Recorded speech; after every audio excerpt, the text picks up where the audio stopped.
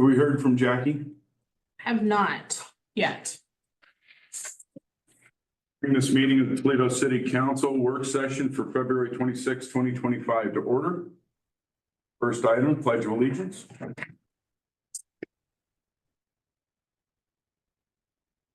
I pledge Allegiance to the flag of the United States of America and to the republic for which it stands, one nation, under God, indivisible, with liberty and justice for all.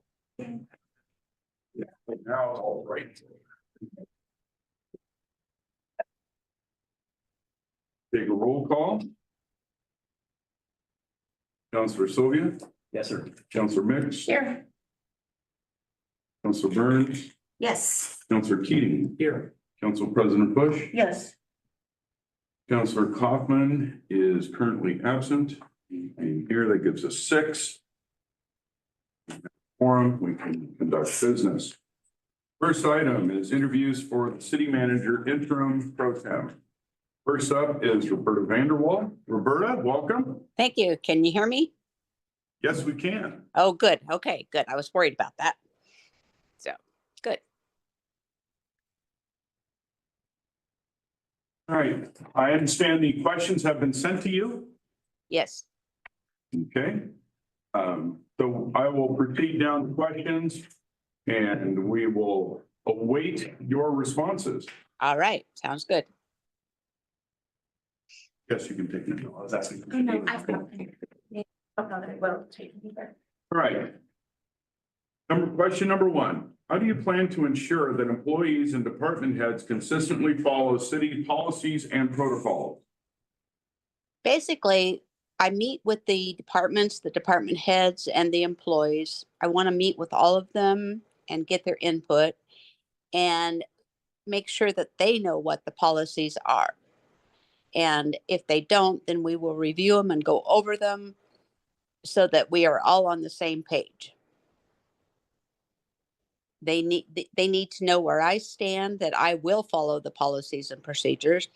And if they don't follow them, there will be repercussions.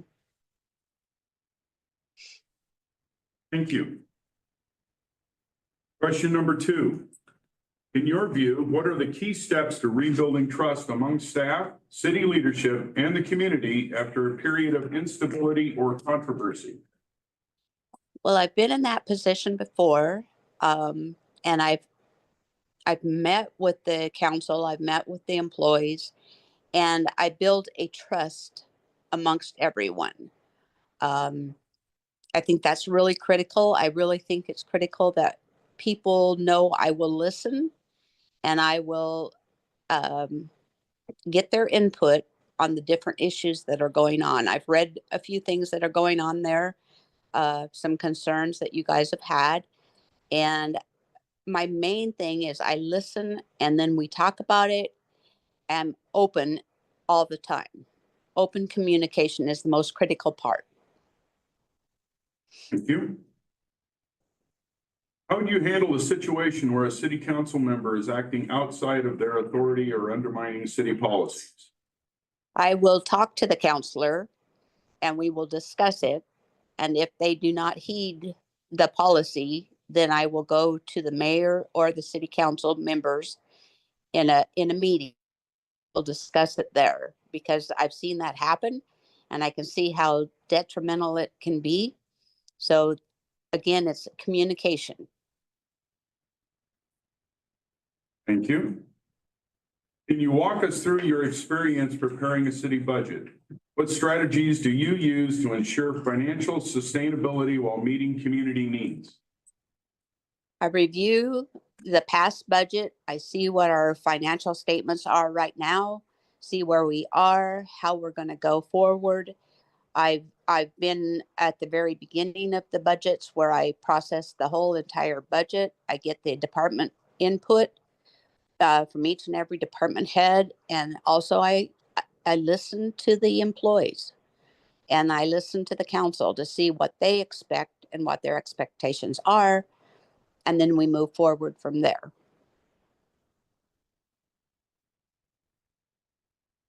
What was the size of the budget you have worked with, and what was your role in the budgeting process?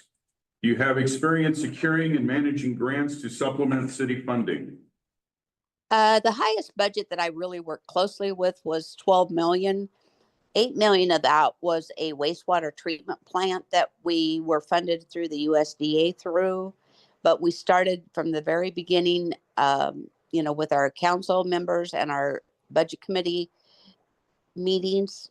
We review everything and we go from there. They need to understand, or everyone needs to understand what the finances are, what is expected, and where we're going to go.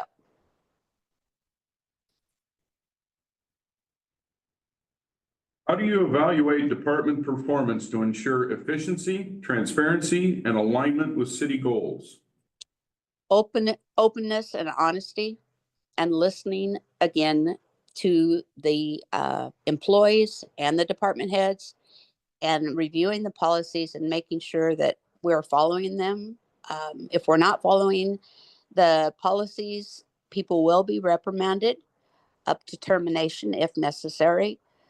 It's critical that we follow the policies that are set by the council. You are our boss. How do you foster a culture of ethical leadership and integrity among city staff and elected officials? Lead by example. I make sure that everyone knows I'm honest. I will listen to them. I will follow direction from the council, not just one counselor, but as a council in the whole. And then we move forward.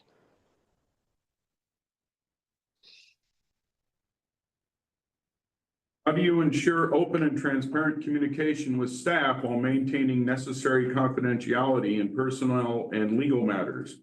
Can you provide an example of how you have navigated this balance in a previous role? I believe that you have to, again, be open and honest and listen.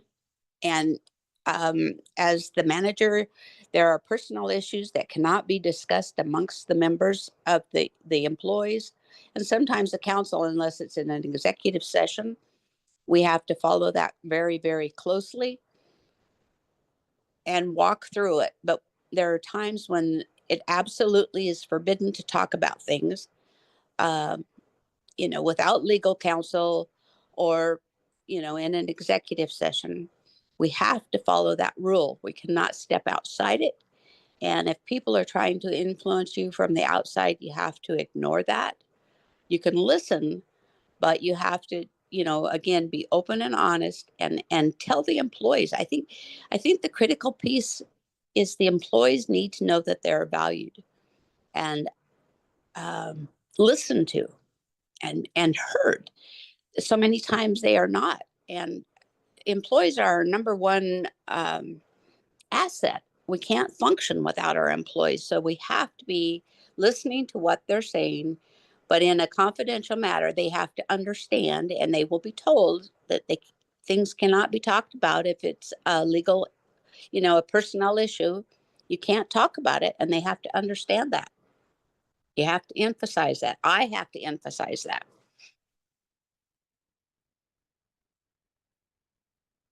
What experience do you have with union negotiations? How have you successfully navigated challenging negotiations, particularly when faced with unrealistic or excessive demands? Can you share an example of how you reached a fair and sustainable agreement? I believe that I've had years of experiences with union negotiations. I know that I have. And I fight for the employees, but I also make sure that we're within the budget, and they have to understand, and I have to explain to them they can't, go over budget. We can't, if it's unrealistic, it can't be expected. And that's all there is to it. There has to be a bottom line. They have to be able to understand that. And through communication from me, they will know that they have to follow, within those guidelines. We can't step outside it. And I've had several years, several different cities that we've done the negotiations. Um, I was in the middle of negotiations with Morrow County when I left there, and I think we were getting through everything pretty well because, you know the budget. And if it's unrealistic issues, then we can't do it. And they have to be able to understand that through communication.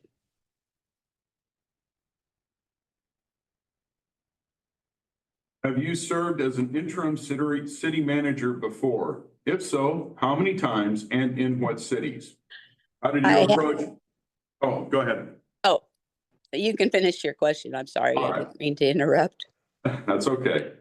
How did you approach maintaining stability and order while operating within the limited capacity of an interim role?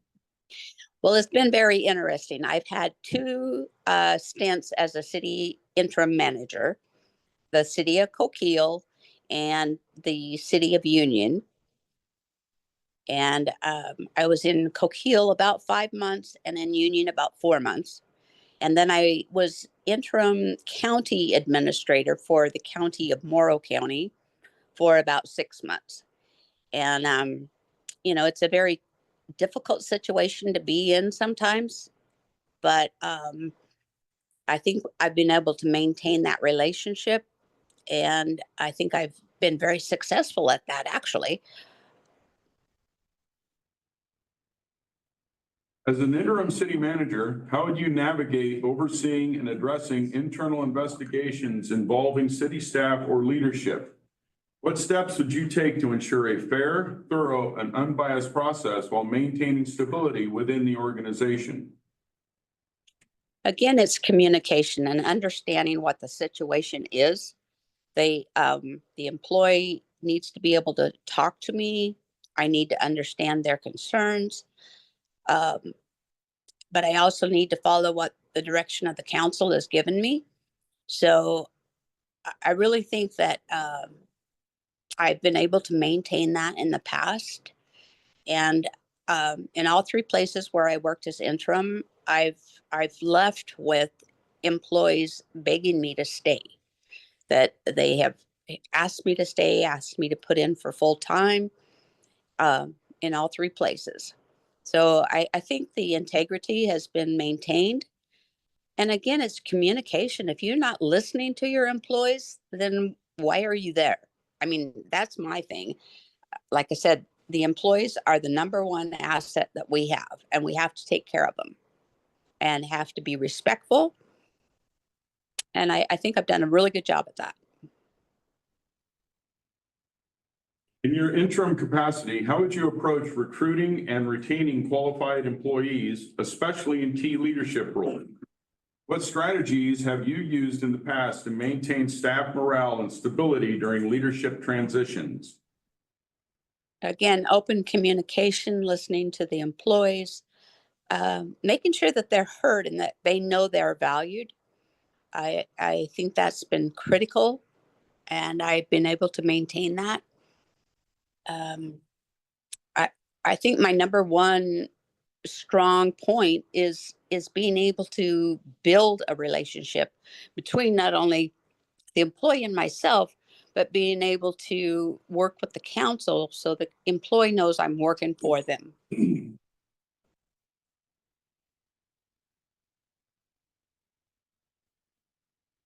And our last question, what is your timeline on availability, and are you willing to have a residency in Lincoln County during the duration of this appointment? Well, I'm available anytime except for, and I'm sorry about this, but I have a commitment from the 19th through the 26th of March that it's a commitment out of town that I would not be available. And I know that's two of your council meetings, but other than that, I'm available next week, next Monday, I would be available. And I have checked on a couple apartments there in Toledo. So I've got feelers out, and I'm ready to maintain a residence while the time I'm there. Thank you. That's all of our questions. Do you have any questions of us? I know that there's been some turnover. There's been some concerns with people being appointed as interim and then they resigned. I'm not sure of the background of all of that, but I'm willing to work with you guys and the employees to get us back on track. Yeah, Roberta, this is Councilman Andrew Keating. I think we're absolutely in a rebuilding phase here in Toledo. We have a lot of gaps. I think to question number 12 about recruiting and retaining qualified employees in key leadership roles, our previous interim city manager was our finance director. Okay. So when she resigned, that obviously left a gap both in interim city manager and in finance. We also have a gap in human resources. There's a lot of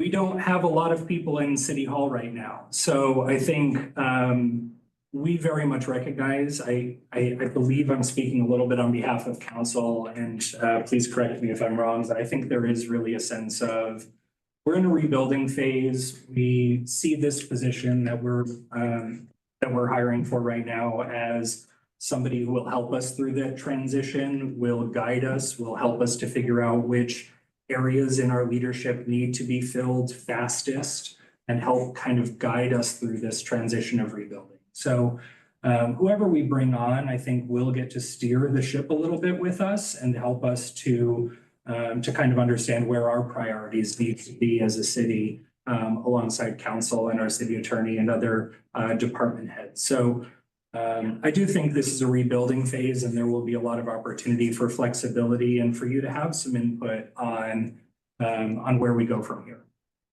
Does that answer your question? Yeah, it does. I mean, I'm really interested. I really like helping cities.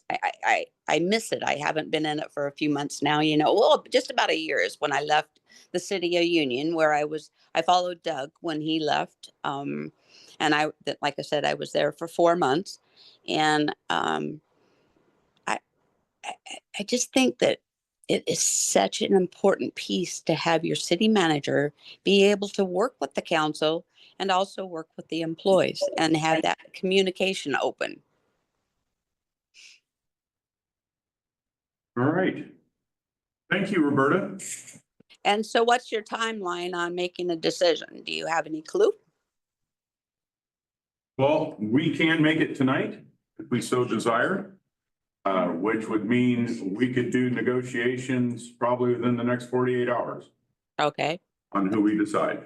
Yeah, I'm traveling and I apologize for not being able to be at your meeting in person, but I'm traveling up from California and I've been on the road for 12 hours today. So pretty tired, but yeah. And if you have any questions, please, What's that? Can I ask a question? Just remember, any questions we ask, so I had to paraphrase his question, I have to ask the next applicant also. Oh, well, the question I was gonna ask is, can she zoom in?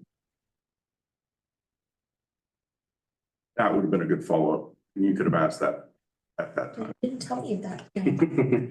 Are you not reading my mind again, Rod? Oh, because I can't. All right. All right. Can you zoom in on the 19th and 26th?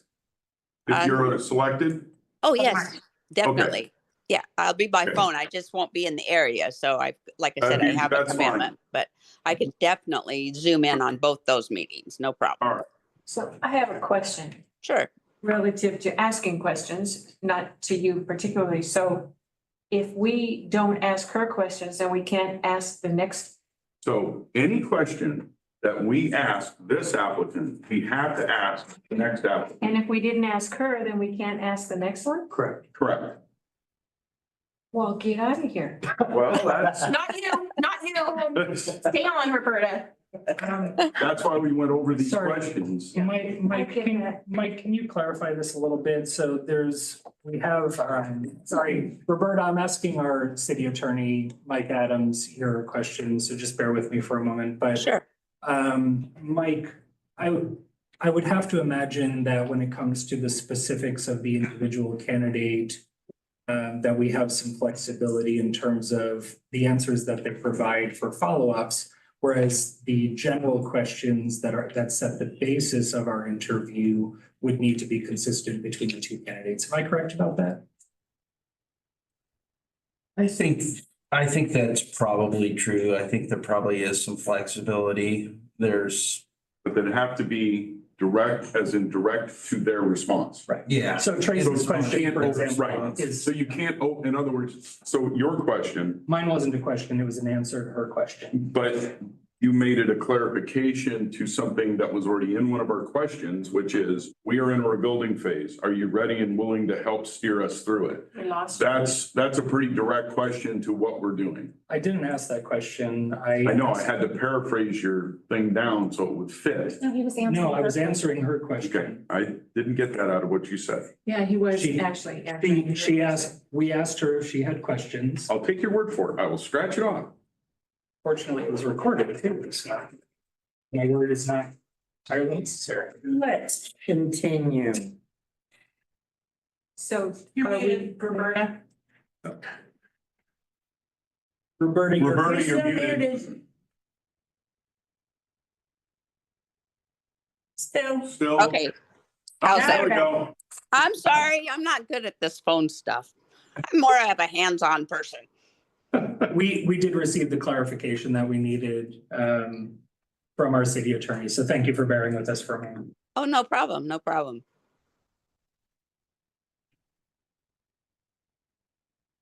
Right. I believe that's all we have, all we need you at this time. Okay, We will be back sometime after, I would guess, sometime after 6:30. We'll get into the rest of the meeting. And then we'll have, one of our items is to consider to appoint a city manager pro tem. So. okay, okay. All right, well, I will, can I zoom in on the other meeting or not? Yes, Oh, yeah, of course. yep. Okay, In fact, I think it would be this same link, wouldn't it, Lisa? Yes, it would be the same link you're using now. okay, all right. You can stay for there. Well, I really appreciate your time. And like I said, my biggest, I think my strongest strength is communication. So, Thank you very much. all right, thank you very much. Take care.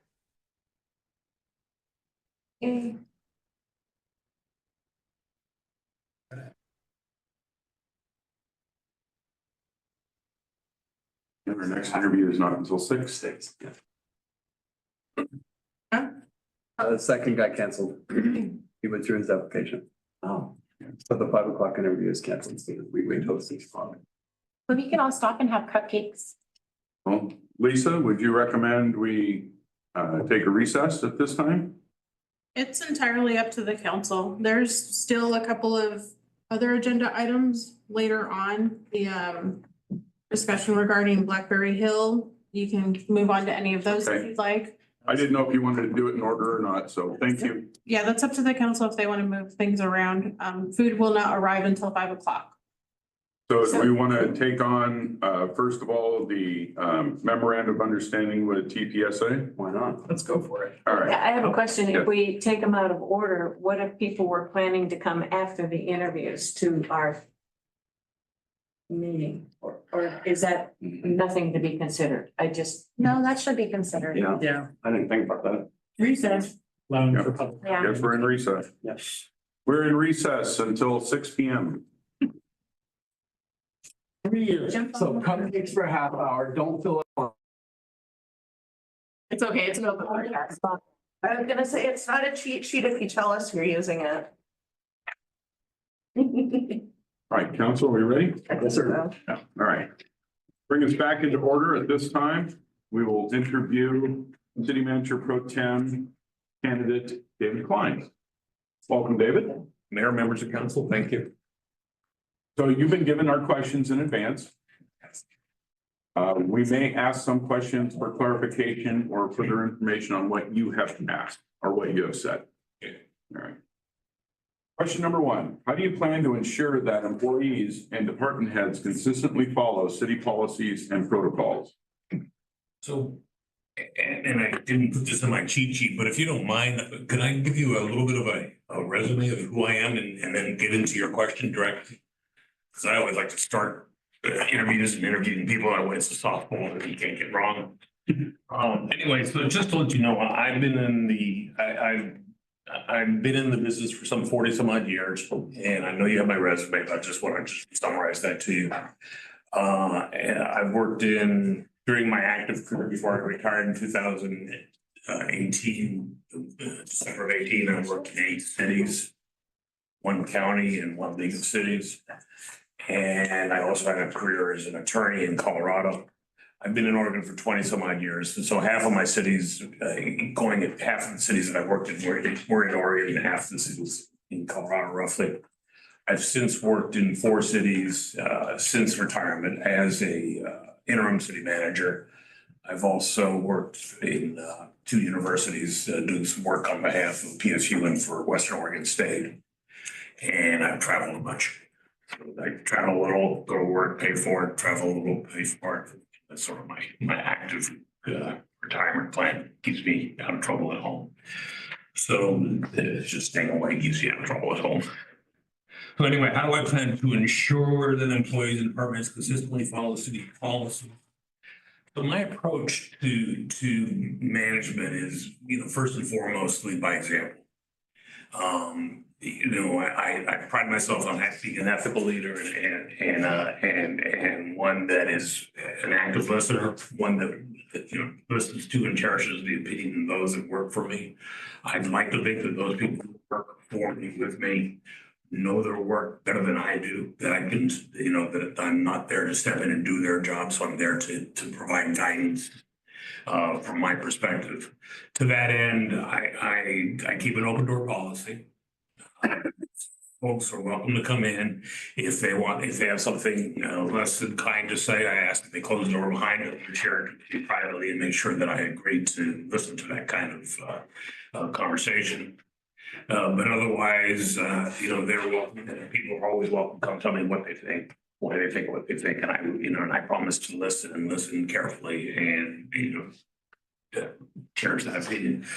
The other thing that I do is I meet regularly with staff. If there's a weekly staff meeting, I would do that, follow it, and again, that would be something that'd be very important in the management of the city.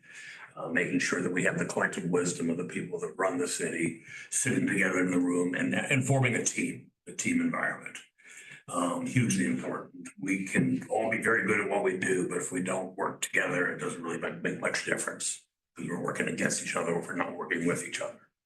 So that's hugely important to me. In terms of following policies, and if that becomes a problem, where a little tighter scrutiny is warranted, certainly that would be again a closed door discussion. I don't embarrass people publicly. I praise people publicly. I don't embarrass people publicly. Privately, if I need to have a conversation with an employee, that would happen.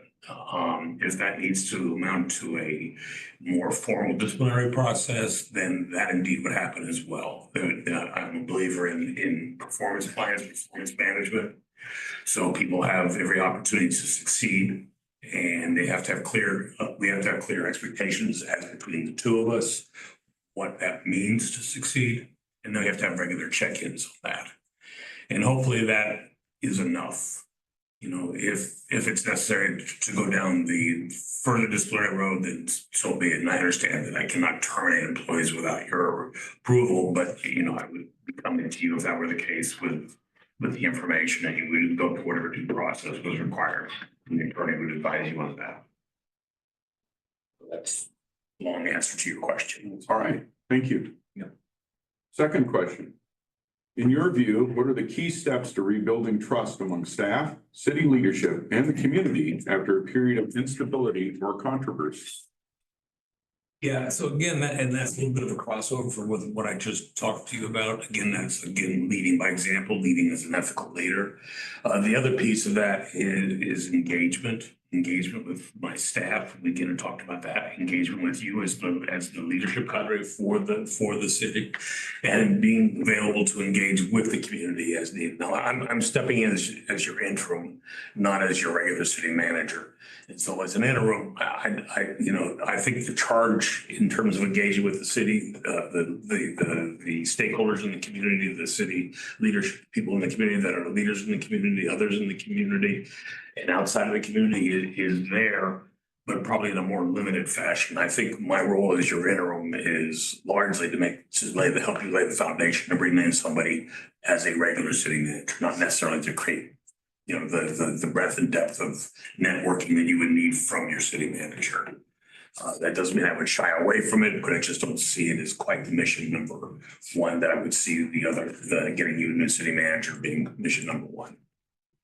So again, it's just being available, being a good listener, being, you know, taking whatever, you know, is deemed, you know, deemed normal, customary, necessary to engage with the community, keeping that door open. Still keep a calendar, so just. How would you handle a situation where a city council member is acting outside of their authority or undermining city policies? Touchy one. That's always a challenge in any community. You know, first and foremost, it probably boils down to just one-on-one. It's a conversation with that city councilor in a you know, in a non-threatening way, in a non-embarrassing manner. Again, privately, not public. Same way I would with my staff. I would with my, you know, I'm not afraid of, you know, even when I'm the regular city manager, truth to power is always, you know, I always felt a high priority. So it boiled down to a conversation with that counselor, see if I understand what that behavior is about, but that you know, make sure I understand that person's perspective and share my perspective on what the rule is and what the conforming behavior ought to be. If that persists, then it's probably a conversation with you as mayor to say, if somebody's, you know, there may need to be some more curative approach from the mayor or from the council. Your call. We would have that conversation as you need to, as your manager to you to help you get to where you need to get to. I'm assuming you have a set of council rules, you know, those rules in terms of anything that's appropriate or anything that would be helpful. I'm a believer more in education than I am in discipline. First and foremost, it's about making sure everybody understands what expectations are, what is the standard, that's how they do it elsewhere. Can you walk us through your experience preparing a city budget? What strategies do you use to ensure financial sustainability, while meeting community needs? So I have, over the course of time, I have been in every aspect of budget. My first direct governmental job when I was working for the League of Arizona Cities at the time, when I came to Colorado, was as the budget analyst, and then ultimately the budget director for the third largest county in the state. I have, in every city that I've been involved in, small and large, I've been charged with, you know, some way or another, putting together the budget, managing the budget, overseeing the budget process. I've worked in cities as small as 500 and as large as 115,000. So the budget size has, decimal point has moved in a number of times, but you know, at the end of the day, it's still about making it, you know, largely making a balance, largely making it sustainable. I can tell you in a couple circumstances that was no easy chore. I had, well, when I arrived in Independence, where I retired from, we had been several years without having completed an audit. We were getting ready to be party to a refunding bond on behalf of our cable operator. The Independence and the city of Monmouth shared ownership of the cable operator.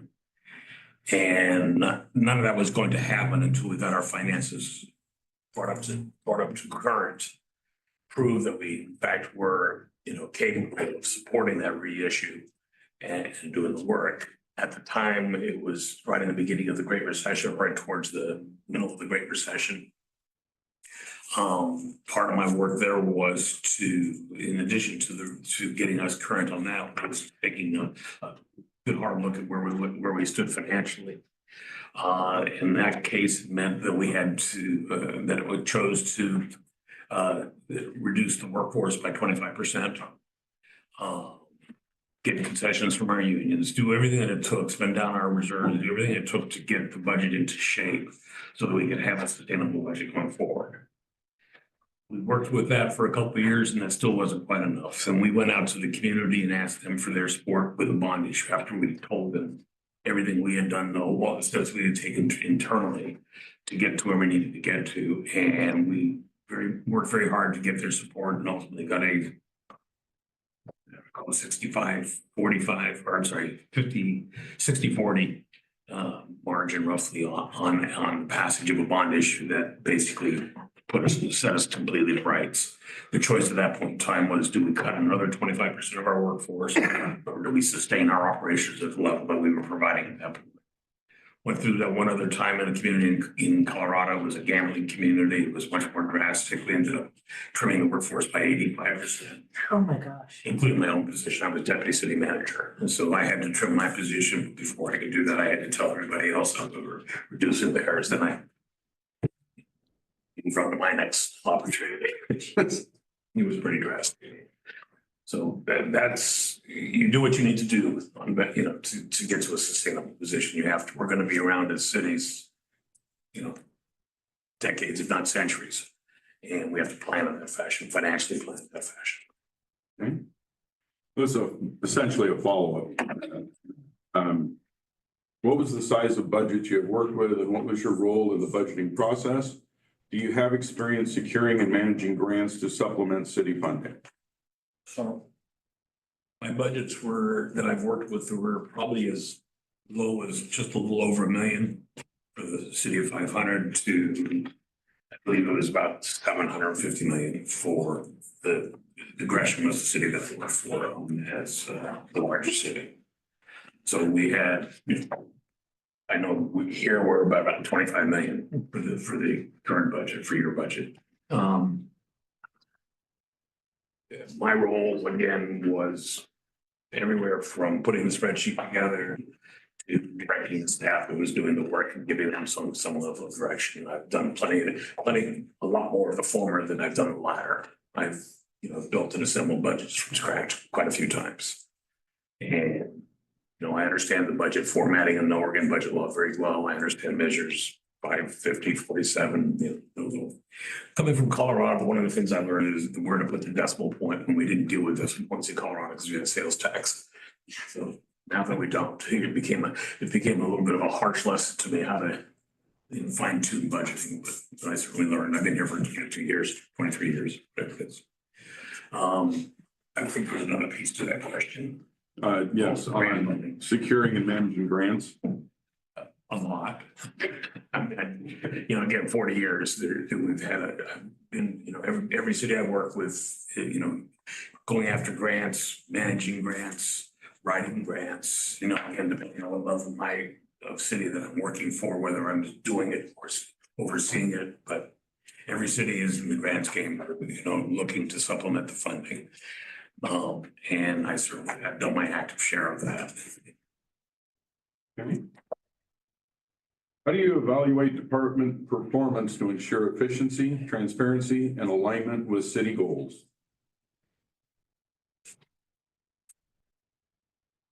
I jotted down my notes, and I think this is probably good as any.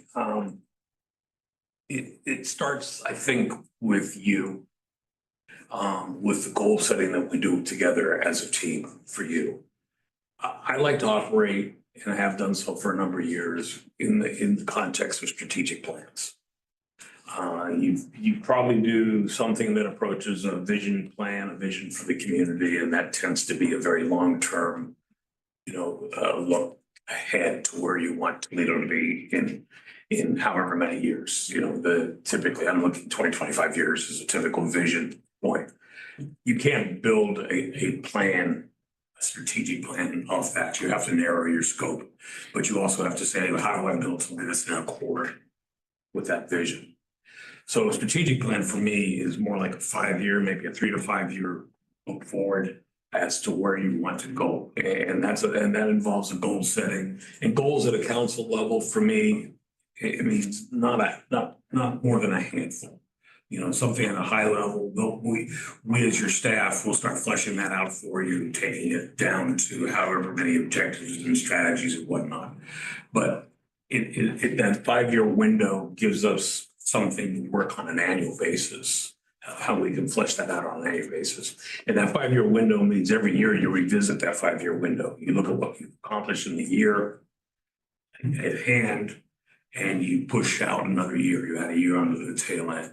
How do you do that? You do that in the context of a couple of different things. So staff, we need to have our own implementation plan, if you will, and call it what we will, but it's part of your, part of your strategic plan. It's that taking your larger goals and creating that multitude of objectives, tasks, whatever it is. And it's also our annual budgets. So when we do I think we do an annual budget here. Most cities do, not a 2-year budget, some cities. And building and, wrapping that together. And then one other piece of that is your capital plan. Again, that should tie in. All of those things should look in part and parcel of the same effort. And they all should be taking you to that same end vision that you have in a number of years. That's building top down, ground up to get up forward in what your staff is doing, what we hear from the community, what you hear from the community, and trying to tie them all together and work in the same direction. It all means being a team again. Don't do anything unless you're a team. How do you foster a culture of ethical leadership and integrity among city staff and elected officials? So I've talked about, again, leading by example. We would probably do a fair amount of training surrounding, what it means to be an ethical leader, what it means to be an ethical community. So there are a number of training tools out there. Your attorney probably helps you with your training as counsel. For my staff, I would, one, provide what I know, again, talk to them on my weekly staff meetings. Excuse me. And then again, one-on-one is needed if that becomes, if it's an issue. But otherwise, try to bring a training opportunity, perhaps monthly, to our staff meetings, bring training opportunities to the council if you so choose. Again, there's a lot of resources. Take advantage of the networking opportunities, the training opportunities that are out there. I'm a big believer in training. It's not a large piece of the budget, but it's a hugely important piece of the budget. So it's a place where I don't go to cut when I cut. A lot of people go to the training budget. I don't. It's my last stop, on my first stop, because you want the best investment you make is a well-trained staff or well-trained leadership. It just takes a lot of time and money to get there, and it's a waste of time if you have to lose people and retrain. So, see what else I can put in my notes. I think that's pretty, I think I've covered my notes on that. How do you ensure open and transparent communication with staff while maintaining necessary confidentiality in personnel and legal matters? Can you provide an example of how you have navigated this balance in a previous role? Thinking. Give me just 1 second to reflect on the question again. Sometimes you write shorthand to yourself and you forget what you're thinking. I do.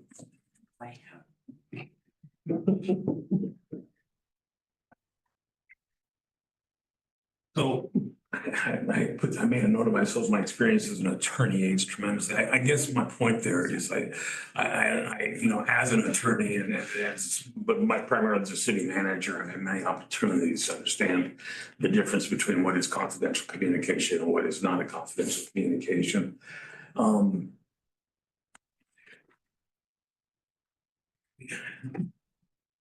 And I think we have a question later that deals with investigations, and that pops up far more there as well.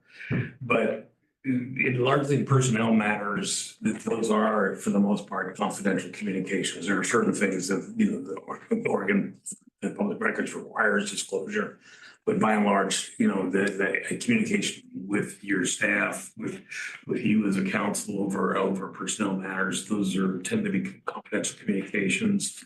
If properly foundation is laid, there are conversations for an executive session. Trying to think of what we're looking for here. Examples. Let me talk to you about a couple of investigations in a couple of areas where we had to deal with things that became public, things that were made private. I think probably the best example I had is when my first interim assignment was with the city of Newburgh. When I went to Newburgh, it was, it has been and has stopped being, is that their management now and their team now has been pretty stable. But by the time when I was there, they had been through, I believe, like 8 city managers in 7 years, something of that nature. You know, various changes in council leadership, a lot of turmoil.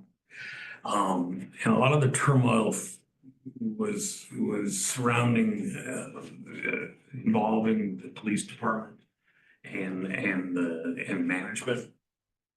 At the time that I arrived, we were in the midst of, in the middle point of an ongoing investigation involving the actions of several of the city leaders, including 2 of the leaders in the police department, including the chief and the HR director and an IT director.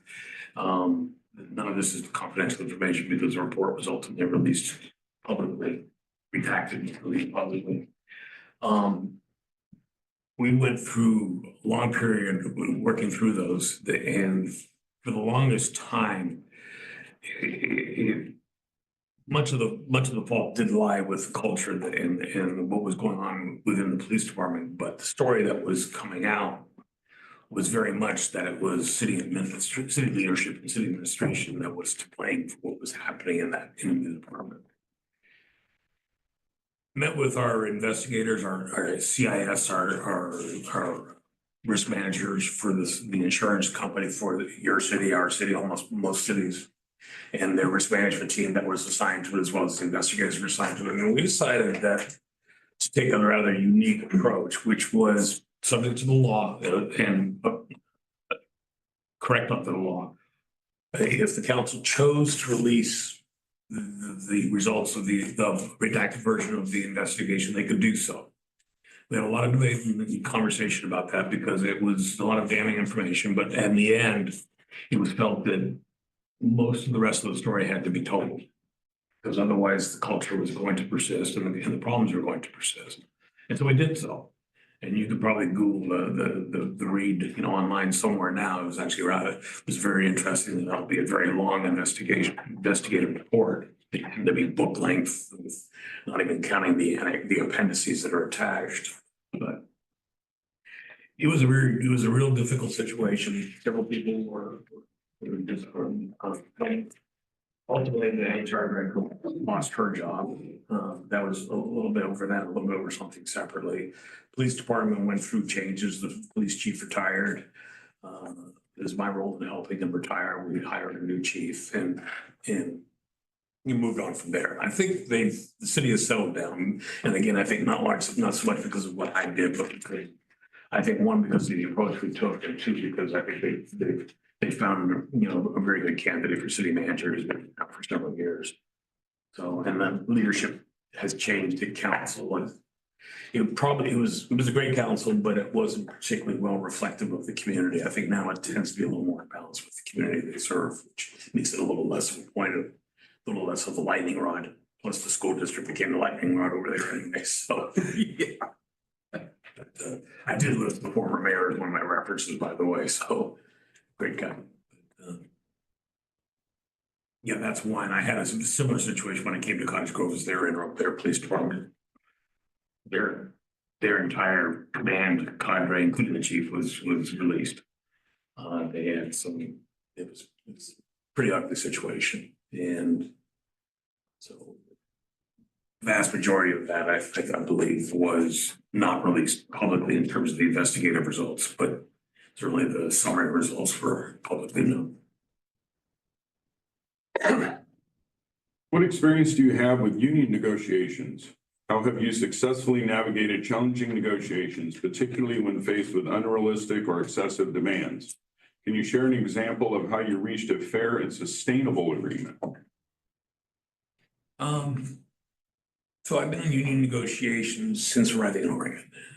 Colorado was not a union state, we're by and large, and so the communities I worked in Colorado were not unionized. I had been a member of a union myself growing up and, and working as a young adult, but from the management side of union negotiations, I was in charge for Brownsville, for Junction City, for Independence, Gresham. We had negotiations going on as well.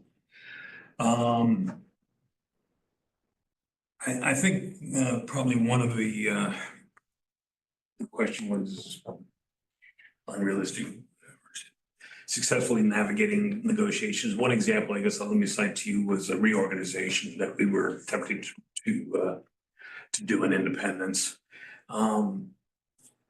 There is fairly clear demarcations between what is management rights and what are not management rights in labor law, but it's easy enough to lose sight of that when you've operated in a way that doesn't necessarily conform to what your rights are.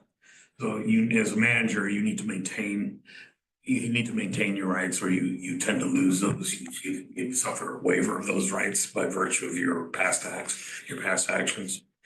So one of the areas that we came to grips with that was Independence, was how we were going to organize the department. Now, under a normal situation, that would solely be a management right, how we organized going forward. But in this instance, there was enough of a conflation of rights and responsibilities that we didn't negotiate it formally, but we did negotiate informally what an outcome would look like of a reorganization. My goal was to create a different layer of leadership, provide career tracks for some of the people that were stuck in lower levels that had no place to go, and keep them on board as keep them on board with hope and rising through the ranks. The only way to do that was to change how we structured leadership. And so we got to yes on that. It was ultimately a win-win. The change would not occur until somebody, a key person, would retire. When that happened, we would implement the plan in full. So that was sort of the way we got to win-win. They got to keep the positions they had. They had to open up a window of growth. At the same time, we changed some of the positions to limit some of the earning capacity of some of the folks going forward, but not the immediate employees. Sometimes you bargain with the future. Sometimes maintain the present. Get what you want for the future. Give away something in the present to get there, and look for win-win opportunities. By and large, that's how I view negotiations. Find the win-win. If it's win-lose, odds are you're going to get to impasse, and then you've got a bigger fight to fight. That's costly, and it's time wasting, and it's, you don't want to go to arbitration, and your best shot's 50-50 in arbitration. So ideally, you take negotiations perspective, a win-win approach. And depending on the size of the operation, whether I'm in the room, not in the room, those are tactical conversations. Have you served as an interim city manager before? And if so, how many times and in what cities? How did you approach maintaining stability and order while operating within the limited capacity of the interim role? So that varies. The interim role is by its nature is a limited capacity, and in some cases it's very clearly limited, like as in your charter, and I believe it was in one other charter that I operated in, that the ability to hire and fire was kept with the council, and the rest of the powers were delegated. I've worked as interim in as I mentioned, Gresham, Newburgh, Cottage Grove, and Falls City. Falls City is a much smaller community, and that was kind of adopted a little nephew of ours from Independence. So helped them take care of themselves. My approach is that first and foremost, I'm the city manager for you. I'm the city manager for the staff. Nothing as far as everybody else in the world is concerned is different, other than that ability to hire and fire. To the extent that we deal with those issues at a council level, if during the course of 4 to 6 months we need to, bring in new people or the odds of being able to terminate somebody within 6 months are fairly small. So odds are you won't see that kind of action anyway, but assuming you did, my approach towards the hiring piece is simple. I put it on the consent agenda. And hopefully you don't have a whole lot of questions because I don't expect you to be in a position to make all the decisions on people that we hire. You're not in the interviews. You don't do the background checks. The people that do that work are either myself or the people that would work for me, helping me do that. It's not terribly effective for you. And, but so you have that right to do so, to weigh in on that decision. If there was a decision to terminate, which is the other piece of the authority that you retain by way of your charter, we would spend a lot of time in executive session talking about, what's going on. And I would show you, the due process that was held and the documentation that supports the decision. Termination for me is if there's an employee that has any willingness to do the job well, then it's my failure if they're terminated. It's my job to get them to the place where they can do well, even if they don't have the skill, even if they don't have the education experience at the time that they're working for me. My approach to employees is if they come with the heart to do the job, and if they come with the ability to do the job, it's on me to make sure that they get the tools, the training, and the opportunity to do the job. They can't do it, then I failed to do my job to get them there. Doesn't mean they're not going to get terminated, but it means I failed. As an interim city manager, how would you navigate overseeing and addressing internal investigations involving city staff or leadership? What steps would you take to ensure a fair, thorough, and unbiased process while maintaining stability within the organization? So I've talked at a higher level a little bit about that. So internal investigations, there's different manners of internal investigations. Police have their own version of an internal investigation through their own, if they have somebody assigned as their internal affairs officer. And I know you have a 7-person force here, I believe. So you're just barely covering the clock. But still, somebody probably is set aside as, it's a rotating position, but somebody's doing internal affairs and this has nothing to do with the ongoing operation, or either that is, they turn to the sheriff or something. I don't know. I'm just guessing, but police operations are a little different in terms of internal investigations. The rest of the city, to the extent that you're doing an investigation, depending on what the nature of that investigation is and the severity of the investigation, if there's any degrees of separation between the person that committed the action and myself, for instance, or somebody, other supervisor, then, that supervisor may be charged with doing the investigation. If I don't believe you have an HR person as yet. If you did, that would be a starting place. In the operations that I've worked in, mostly a little bit larger, or at least have some of those staff positions filled out. You can either try to do that internally with staff if you have that degree of separation of personnel, or you bring in somebody from the outside to do an investigation. If it involves, probably my first call as ever would have to be to CIS, to our insurance company, to make sure that I talk to their pre-loss folks. To make sure that, one, it protects the city's deductible. And two, if they feel they're in collaboration with them, if they want to assign an investigator, because they feel that it's the risk is of that nature, then that's where we would go. If where we have done that, where I've done that, again, I've had investigations in Cottage Grove that involve external and CIS. I've had it in Gresham. I've had it in 2 other cities. In Junction City, and I believe in maybe Brownsville, I can't recall. Because we had a theft situation, 2 situations. I would collaborate with the investigative team, the investigative attorney that's assigned to it. CIS would assign somebody, typically outside counsel, as to do the investigation. They would hire their own investigator. So you're sort of getting into layers, but my job as a city manager is to stay on top of what's going on, stay informed. Not directing investigation, but also provide the information they need, the access they need. And just to go, basically to manage that as I would any other function of the city. I think that answers your question.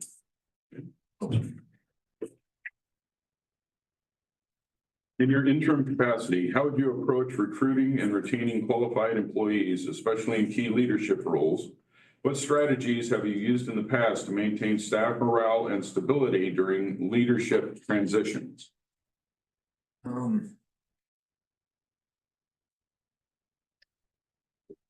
So when I was in the city of Gresham, I hate to be pointing at all the interim positions so much, but this is interim, and that's my most recent work anyway. In Gresham, when I arrived in Gresham, I was hired as their interim manager because the charter had said that there's a 6-month max for an interim position. They had one of their staff people sitting in the interim position while they were trying to recruit their city manager. They got as far as the final interviews before the 6-month clock ran. So I was hired with the idea that I would just see them through the final month and, the selection process and just keep the lights on in the office, and take some phone calls. For various reasons that they did not select the final candidate, and we had to redo the recruitment. So instead of that being a 1-month job, it turned out to be a 6-month job for me, up to the max of the charter. So Gresham operated much in the way that Portland operated prior to its recent charter change. But Gresham was chartered as is Toledo and virtually every other city in the state, except for Beaverton at the time. Even Beaverton at that time, as a council manager form of government, they weren't operating that fashion.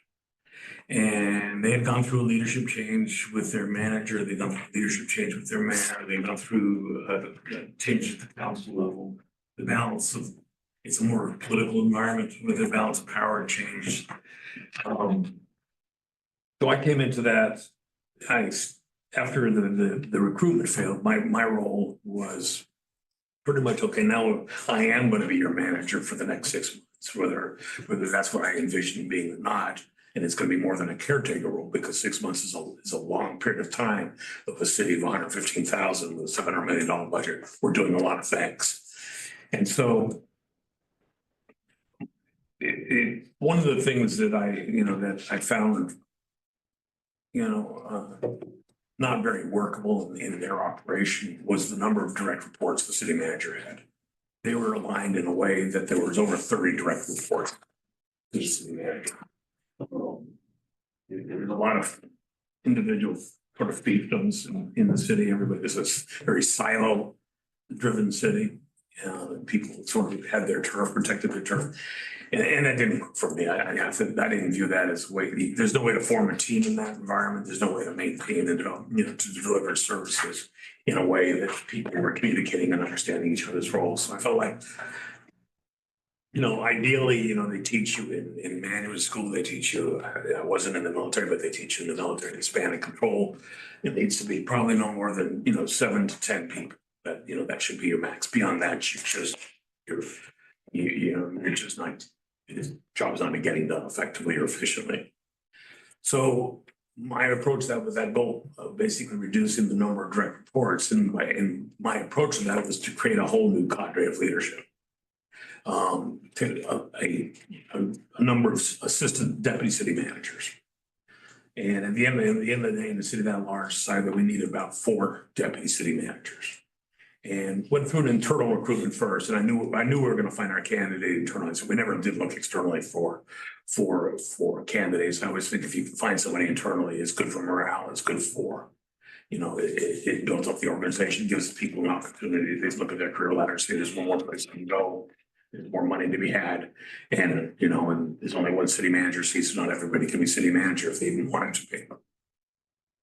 So. That was a good process, a challenging process.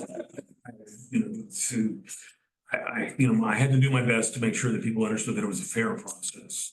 that there weren't any pre-selected champions, if you will, in that effort. But, you know, it's a little bit dishonest to say, or, you know, dishonest to say that you didn't know where the best fruit was lying in that orchard. So, you know, we went through the process and, you know, no surprise myself, you know, I had a good clean process with hiring teams and outside help, and the people that I thought that were gonna rise to the top, pretty much rose to the top, and they got those seats. But throughout that process, everybody was kept informed. We engaged people by virtue, and we had a lot of luxury. We had our own communications team. We had our own internal video network. Yeah, you know, there was a lot of tools when you're sitting at large that you can use. You know? So, but we used them, you know, because communication remains communication, whether you're, you know, 3,000 people in your city or 115,000, communication is success. And so all of that was always important, particularly since there was going to be, you know, 25 plus people that did not get the job and 4 people that did get the job. So, but I think we at the end of the day, we got there. 1 or 2 people resigned because they were not happy with the outcomes, but the vast majority of people stuck with it and appreciated the process and the outcomes and understood, you know, the decisions that were made. What is your timeline on availability, and are you willing to have a residency in Lincoln County during the duration of this appointment? So I know that I would like to think that provision was designed for your city manager, not so much your interim city manager. I don't really imagine you would think I would sell a house and move here and then at the end of 4 to 6 months, close out and move again. What I would suggest to you, and I had Mike, when I talked a teeny bit after the last meeting, I don't know that we got specifically to yes. I'd like to think we got to yes. I think you need to write a provision into your interim management positions that says that there is a period of time to achieve that relocation. And I also think you need to understand that to the extent that somebody is going to be asked to live here during an interim period, that it's probably a second residence and you would be on the hook for that bill, whoever that is. Unless you hire somebody from the city or somebody who lives nearby the city, which you may do. I don't know where the two competitors live. So if to the extent that we get to an offer and you make me an offer, you know, I'm going to have a provision in the contract says that if and when I choose, you know, I agreed to during the course of this interim period relocate to the city. When that happens, I will probably I would turn around and bill you for the cost of that move. I would frankly hope you would approach it from the point of view that really that was meant for your city manager, not necessarily your interim city manager. And that wouldn't become an issue for any of us. If you need your interim city manager to be here, okay, then, you know, and you need that person to be here from, from the beginning of the contract on, then if that's what you choose, and if you choose me and we get to yes on the contract, then that's what I will do. But it would be an add-on cost to the city. I don't know that that was what you had in mind when you drew up that part of provision was added.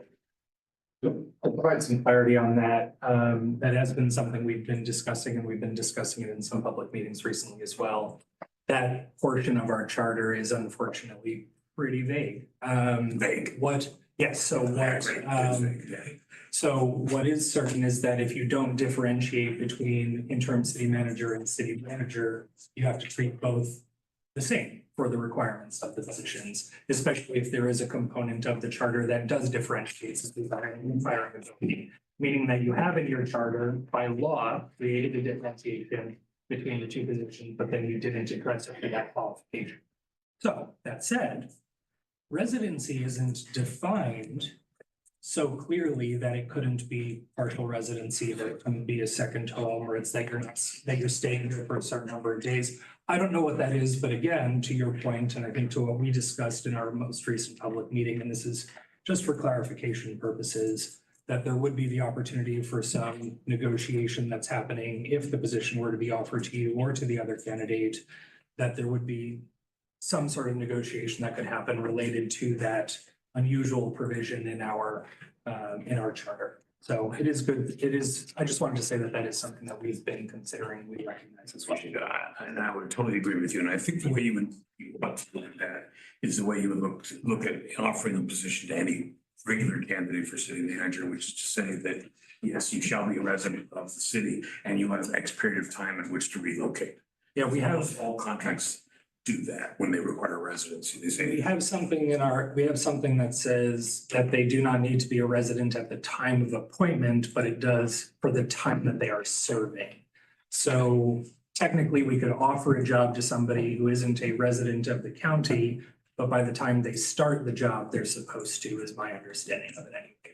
Yeah. that's one way. There's a difference between resident and reside. Yeah, it uses the term. Sorry. It does use the term We've reside. had that discussion before.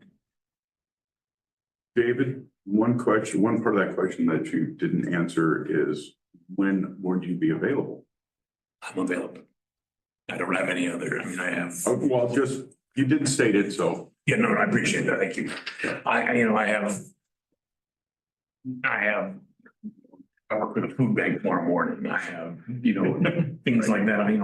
I have my plate of things that I do. My poor little puppy gets food. My wife actually takes on most of the training requirements with her. So do you have any questions of us? I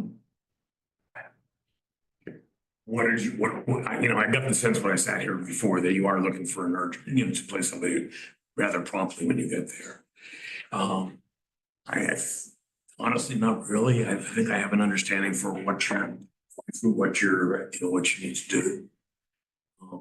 I should tell you that I have 2 more interviews scheduled, but that's fine. Well, we have it on our agenda tonight to possibly make a decision. So, Okay. Frank, I believe you had. Can you tell me what MINET stands for? Oh, I'm sorry. Yeah, that is Monmouth Independent Network. That's the cable, well, it's not cable any longer, but it's the provider, the ISP for our cable, what was our cable It television? would be Spectrum for us. Okay, it's actually a fiber provider. It was one of the first. I tried looking it up. It had like 15 different definitions. Yeah, I'm sorry, that was, it was owned by the city of Independence and the city of Monmouth, created in the early 2000s. I was on their board by virtue of being the city manager for the city. I do want to point out, when you look at the language in the charter, it says a city manager need not be a resident of the city or of the state at the time of appointment. That by itself is clear, but there's no and not be required to reside in the city, however, must reside within Lincoln County. So the first part is inconsistent with the second part. If you say need not be a resident of the state at the time of appointment and not required to reside in the city, but you have to reside in the county. So there's some inconsistency there. And I think our conversations were kind of to the point that I was just making, that at the time that the job is offered, they can live basically anywhere, but the expectation is that when they're serving in the role, Lincoln County is the residency requirement. But So we need an eventually. yeah, because appointment is the offering of the job. That definitely was not the intention when we Yeah. did this new chart at this last voting time. It was essentially only supposed to be meant for city manager, But things not like, for any interim. things We like just didn't timeline, clarify. and how we define residency, like, do you have to live here 7 days a week, 24 hours a day? Like, could you commute essentially in for 3 days and be That's hybrid, residency. right? Like, that's my point. So I think what you're yeah. saying is there's ways that we can work with that. There's ambiguity to it that, that can be negotiated if. I appreciate that. There's a difference between residency and who reside. Okay. Thank you, David. Thank you. I appreciate your time. And we will come to this question soon. Thank you. Thank you all. Are you gonna stick around for the rest of the night for the rest of our meeting, or are you going to leave? If you want me to hang. Would you please hang around for a little bit? Yeah. We're hoping this is a quick one. I'm saying that. Well, it is the first item under discussion decision. Okay. So I'm gonna go sit in my car right out here. You have my text because you sent me a text. I'll send you one. Okay, thank you. Thank you. It's recess until 7. I'm thinking to the same point of why we held off for the sake of public comment that we scheduled 1 hour for each. But at this point, Yeah, I don't think we need to recess. yeah, at this point, if the public knew that we started at 4, that's. Just want to. All right. Visitors' public comment. Is there anyone in the audience who would like to address council this evening? John. Is there anyone online? Name and your. If there's anyone online who would like to speak to the council, please raise your hand electronically and you'll be recognized. I see no hands raised. All right. There are no items on the consent agenda. So now we move to discussion of citizen items. Interviews and consideration to appoint city manager pro tem. I will now let him know we're discussing it. He's not even gonna get his door closed. Okay. So I have a question. Yes. When a city manager is hired, how long does it take the new manager to hit the ground? I mean, do they just come in and hit the ground running? They already know their stuff? Okay, because I thought, or do we keep the interim around until?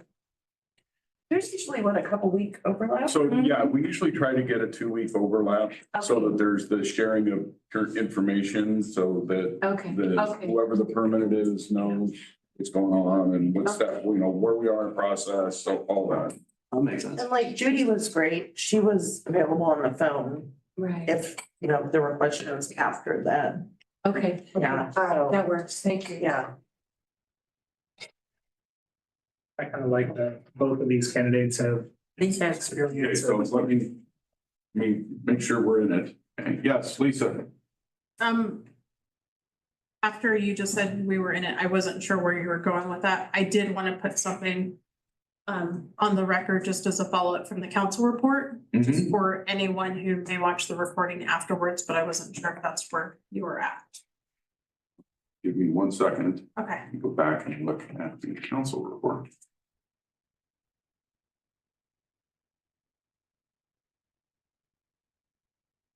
All right. So we have the capacity to hire this evening, to make an offer this evening. But in my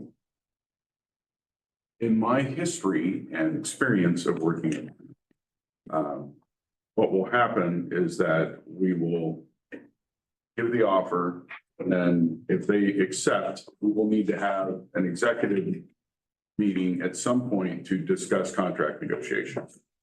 And that will be whatever fits in all of our schedules, sooner the better. Okay.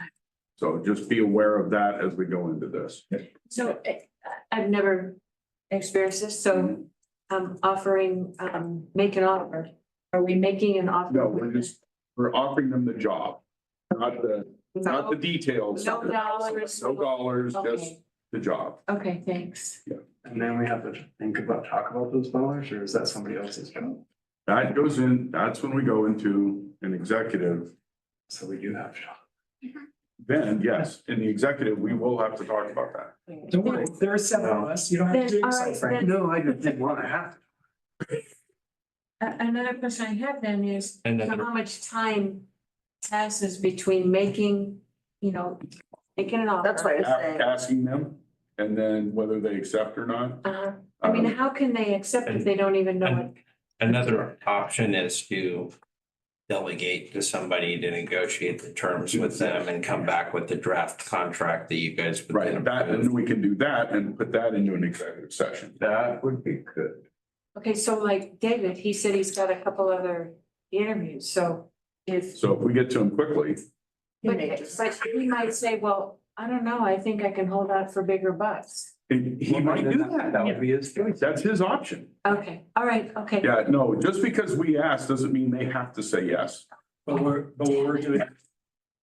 we're doing now is we're essentially saying one of these two candidates, if it's one of these two candidates, is the person who we are saying we Well, we want to have good negotiate with. candidates, That's pretty let's much it. do it. Yeah. And that's what we are now Are discussing. we still waiting on him to come in here to discuss? No, we can Okay. talk. He'll be in a minute. He got my text. So council, thoughts on our two candidates? Honey.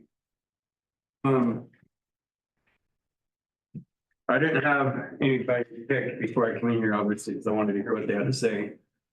I do like one of David's statements that he praises in public and deals with punishment in private. He's got 11 years as a mediator. And he seems to have done his research on Toledo. She did, or Roberta has as well. I see more different answers coming from all of the answers to questions we asked him. I felt that I saw more substance in David's answers, more strategy, more kind of attention to what he would do in particular circumstances and better articulation of examples of how he's handled the questions in the past. That I honestly feel like I've got a true sense of what I would expect from him in the role. I thought that both candidates were great. I thought that Roberta had great answers as well, and I think the philosophy was there. But again, if it's a matter of who can I see in the position, I feel like I know how David would respond to challenging circumstances in a way that I feel very confident in. I would have to agree with that too. Jackie? I like them both. Can't have them both. Well, we can come to a, for lack of a better decision in a minute. I'm just trying to get everyone's thoughts out on the table. I felt David was more articulate about his answers. I felt Roberta was invested in it, but I felt they were all kind of the same answer. I missed your last statement. I felt they were very much, a lot of times they were the same answer. And maybe it's because that she has the same approach, but he articulated better what he would do in certain situations. And we're going through such a scary period. We need that articulation. Well, Go ahead. David is a litigator. And so I don't know. I don't know that necessarily because he says it well, he has more skills and ability than what Roberta has. That's kind of what I'm left, because I liked Roberta. I liked, I mean, her resume speaks volumes for her. I liked David as well, so I'm not saying, but I don't want to counter just on David because he says it well, given his. That's why I say I like them both. On the litigator background too, I think the flip side of that is I kind of like where we are as a city. There's a value to having somebody with a legal background. I think we are facing a lot of legal challenges. I think that especially with so many coming out of a couple of investigations, knowing that we've got another investigation on the horizon, I think that having that legal background is an asset in itself too. I don't see that. Yeah, but in the same sense, on the devil's advocate on that, will he actually be here through all the litigation parts? As he's only gonna be here temporarily, you know what I mean? I think we need a finance director and we need another attorney. Yeah, but that's gotta come out. I'm just saying, Yeah. if we're picking a person based on their previous employment and background. If we're gonna look at that, we need to look at the finance more than the litigation. In my opinion. But David's also the budget director too. Definitely, Yeah. and I Yeah. would support him for that, Yeah. not because he's a litigator. I can give you, it's that he used to be an attorney. As he's laughing over there.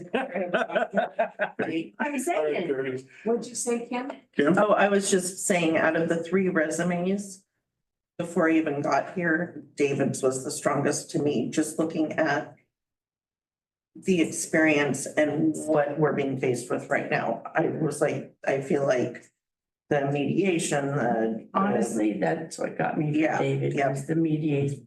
yeah. And I was like, I want to wait and see what everybody's gonna say.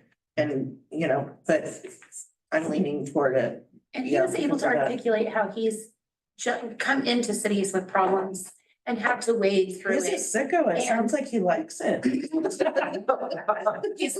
That's the, That's where the attorney comes in, not David. I'm like, Well, But, he's dealt with a much larger budget too Yeah, than Roberta, so, and we have a larger budget than what she's dealt with. I'll be quite honestly, the budget problem, our budget situation does not bother me. Well, that's because you're a money person. That's because I know we're it's clean. capable of doing the budget It's clean, regardless. And we can copy and paste it basically from last Yeah. year if we have to. Yeah.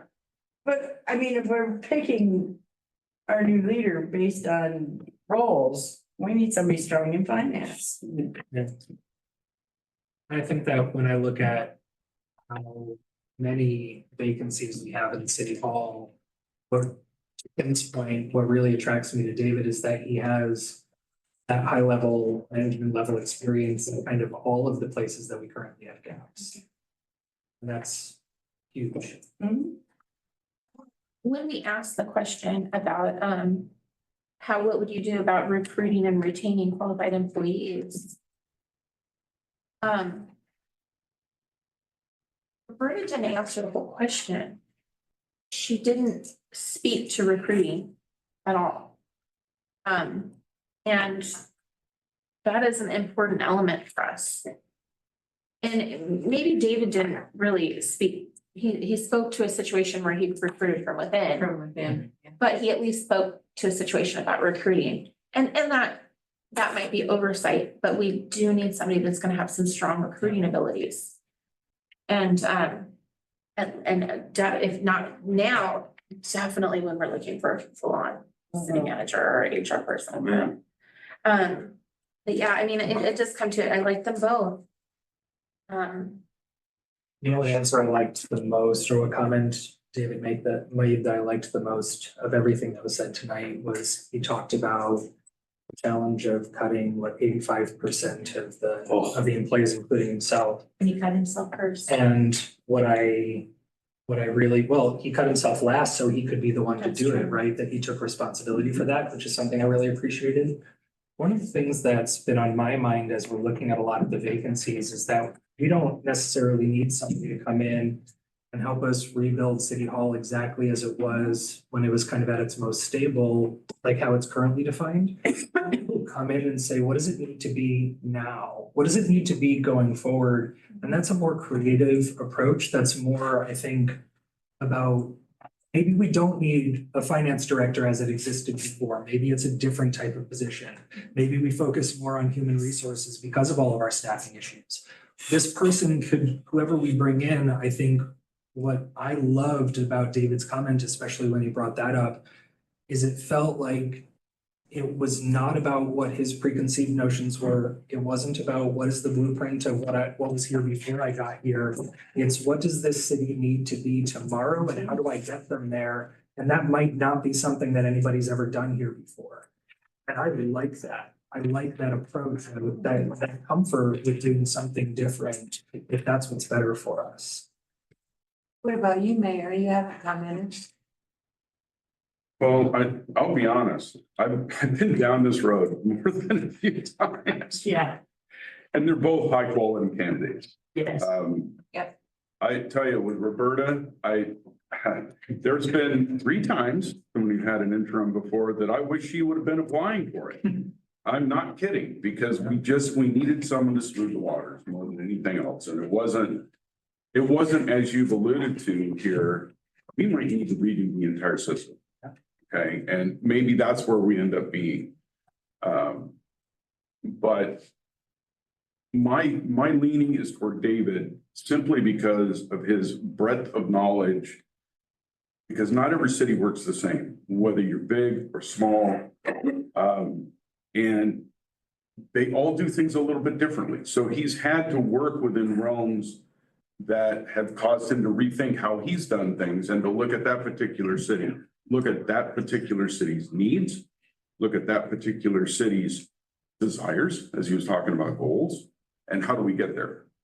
And so this, because of our, and I love using this word now, because of our kerfuffles that we've been embroiled in lately, I just think David can do a better job of getting us to the other end.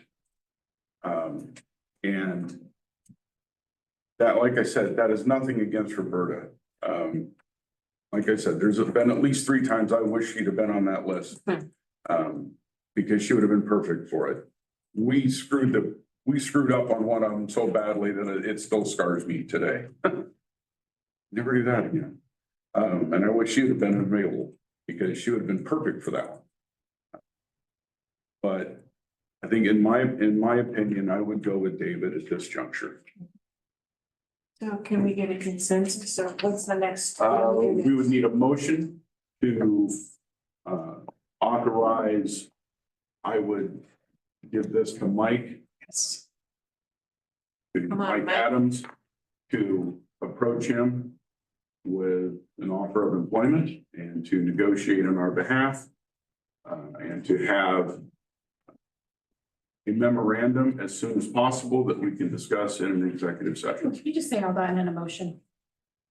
Lisa, If you're offering a job, does the council want to consider a starting offer to begin with? So that way City Attorney Adams can. so in the past, we based it off the old city manager. That was the starting point, and then whatever that prorated out to be. That's how we've done it in the past. I don't know, would that be? Lisa, would that be okay in your eyes, or? The only thing it's up to the council what you want to do. Just in anticipation of tonight, I just looked back at, the former interim city manager, Wes Hare. I looked at what he was getting at the time and how long he was here, but that's all the information I have. So it's going to be up to the council. But that was before COVID. That was like, That was, so yeah. double whatever that was. I also think, I think we should also, I think we should discuss here as well, the residency component, only because David did bring it up. One thing that I think would be most appropriate for something like this is a stipend that we A set. housing allowance. Right, a housing allowance that is considering, and I'm fine with this also being something that we authorize Mike to propose. Correct. That is based more on kind of regional averages, or maybe something that is, And moving expenses. Yeah. Moving I go- expenses are not something that are deductible anymore on your tax return unless you are in the armed forces. So that would be a cost that would be out of his pocket that he would not be able to recoup anymore. So that would go a long way towards. Okay. Yeah, we spent thousands to move and it didn't help us on our taxes at all. Yeah. It sucked. but I think we could also. I personally think that we could also look at this as something that the residency doesn't have to be a 7 days a week type of thing. That it's really more about, we want them to be able to be in person, working here, so that stipend could be something that is. And I think that's consistent with Where is it? the term reside. Yeah. Not. Well, and what, City Hall's only open half a day on Friday, right? Right, So in theory, he could be here Monday through Monday through Thursday. Thursday. Yeah, that's what I was Yeah. thinking. And then hybrid Yeah. type of thing, Yeah. or available by phone. So you probably know more and seen more of what Some wants your Expenses look like suggestion on today, the what are housing the allowance. Depends on how far you're moving, but you know, it's not, I mean, if you're moving cross country, you're looking at usually around the area of 10 grand. But if you're moving across the state, renting a van and hiring movers, of course, you know, I wouldn't expect him to do all of that because I don't think he's changing his house. No. But I mean, he's gonna have to move some things and he would have to set up a residence. So, I mean, maybe it would be either like 5 grand for moving expenses, or it could also be used to set up a house. Yeah, Using movers. I use Yeah. movers. Wow. yeah, so I mean, five is the bottom That's the only thing I know. until you start shipping your rigs over on a, yeah. Anyway, so yeah, back to the thing, I mean, so that's some things that we should definitely think about. I mean, you would start at 5, I like, once again, I don't know where he lives or how far away or what he consider, but these are things that can be discussed in negotiations. And we can authorize Counselor or Attorney Adams to visit those things and get back with us too. And he may have some ideas as how he would want to go that we could do that. as a option. So what I'm hearing, tell me if I'm wrong. Thanks, Frank. What I'm hearing is that we want to make sure those items are included in our offer. Yes. Yeah, I just wanted to make sure, because David had made a specific comment about like billing us after the fact. And I wanted to make sure that we're saying, hey, we're Let's do it up comfortable. front. We're going to give you a stipend. Right. You figure out what you can do with that. Mhm. But we're willing to give you a stipend for it. Yeah, and the stipends, of course, gonna have to be like, have to be reasonable. Right. So then it's David. That's who it sounds like to me. And we would be Is everyone in voting. agreement? I think everybody's. And I So think Lisa, did you get what my ramblings of a month was, or do I have to try and work that out again? And Mike, I would just, I'd just say the stipend should also probably be at least considering what type of residency status he wants to have. If his intention is to be here 7 days a week because of whatever his life circumstances are, then the stipend could be related to that. But if the stipend is related to, say, 4 days a week, making sure that it's appropriate to something like that. That's all. So. I don't think even if he's here 4 days a week, if he gets an apartment, he has to work a little time. If he's doing like a daily rental type of thing. I think there's too many side conversations going on for the. Probably. Anyway. No, I get.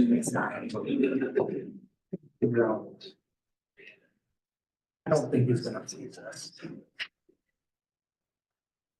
No, you have to be a city resident for a year in order to be a counselor. I know that. It doesn't say anything about residing. That's being a resident. You can pitch a tent and reside in the county. There's that too. So it doesn't make you a resident of the county, but you reside in the county. That's what, no, she's working on it. She's right. But she is. Hmm? She's writing the motion. House member and put a trailer up at the Elks. But Yep.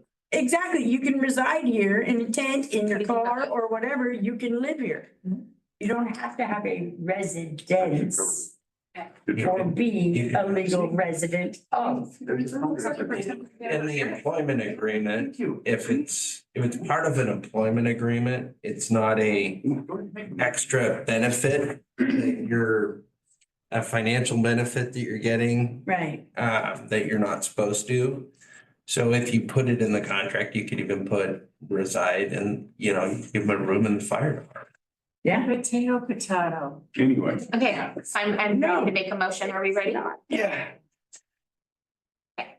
I move to authorize City Attorney Adams to offer the position of interim city manager to David Klein, including negotiations of moving expenses and a stipend for housing. Second. okay. It's been moved and seconded.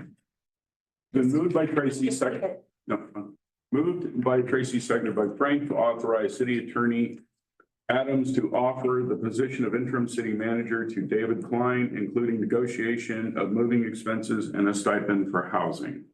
I will take a roll call vote. Counselor Kaufman, Yes. Counselor Burns, Yes. Counselor Keating, Yes. President Bush, Yes.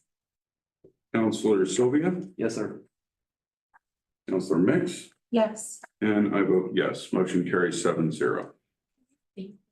I was just gonna say with extreme thanks to Yes. Roberta for the willingness to. Roberta, work with us. you know, our calls across state and everything else, I've really appreciated talking with you. And please keep us in good thoughts. Well, I will, and thank you. And I think David did excellent on his interview. So he is more articulate than I am. I'm just to the point. So, you know, I'm not much of a talker, but I can get the job done. But if something changes, let me know, okay? I will. Thank you very much. Thank you. Thank you, guys. Take care. Best Good wishes, luck. Roberta. You bet. Bye-bye. I like her. I know. I really like Serious. her. I just like that she stayed on the whole thing. Thanks, Sarah. That was great. Oh, I mean, Cassie seconded. I seconded. Okay, thank you. What? Oh, Frank, She was asking who seconded. You think he's still on his card?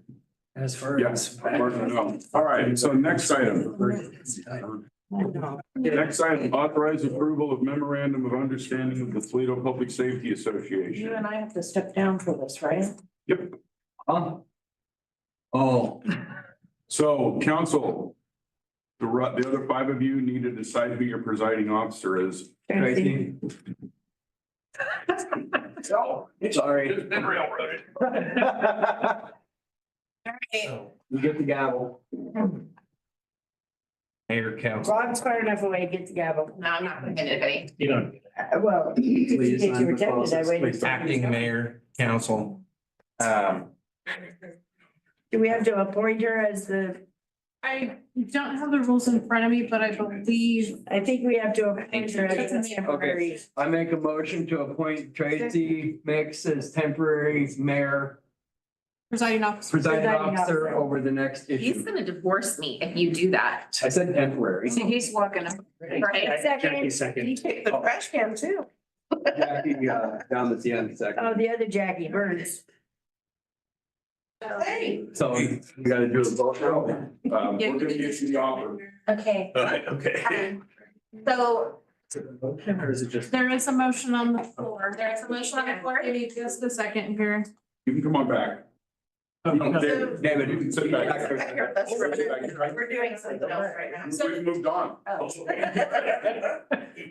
There is a motion on the floor to appoint Counselor Mix as the temporary presiding officer for the next item by Counselor Sylvia, and then Counselor Burns seconded that motion. Yes. Yes. So if we could just have a vote, all in favor, say aye. Aye.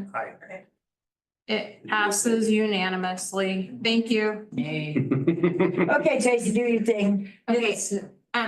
Attorney Adams, would you like to lead us on this? Sure. Council made the decision to give the TPSA members, and it was clarified, I believe last time Pitcher and Katie were included in that.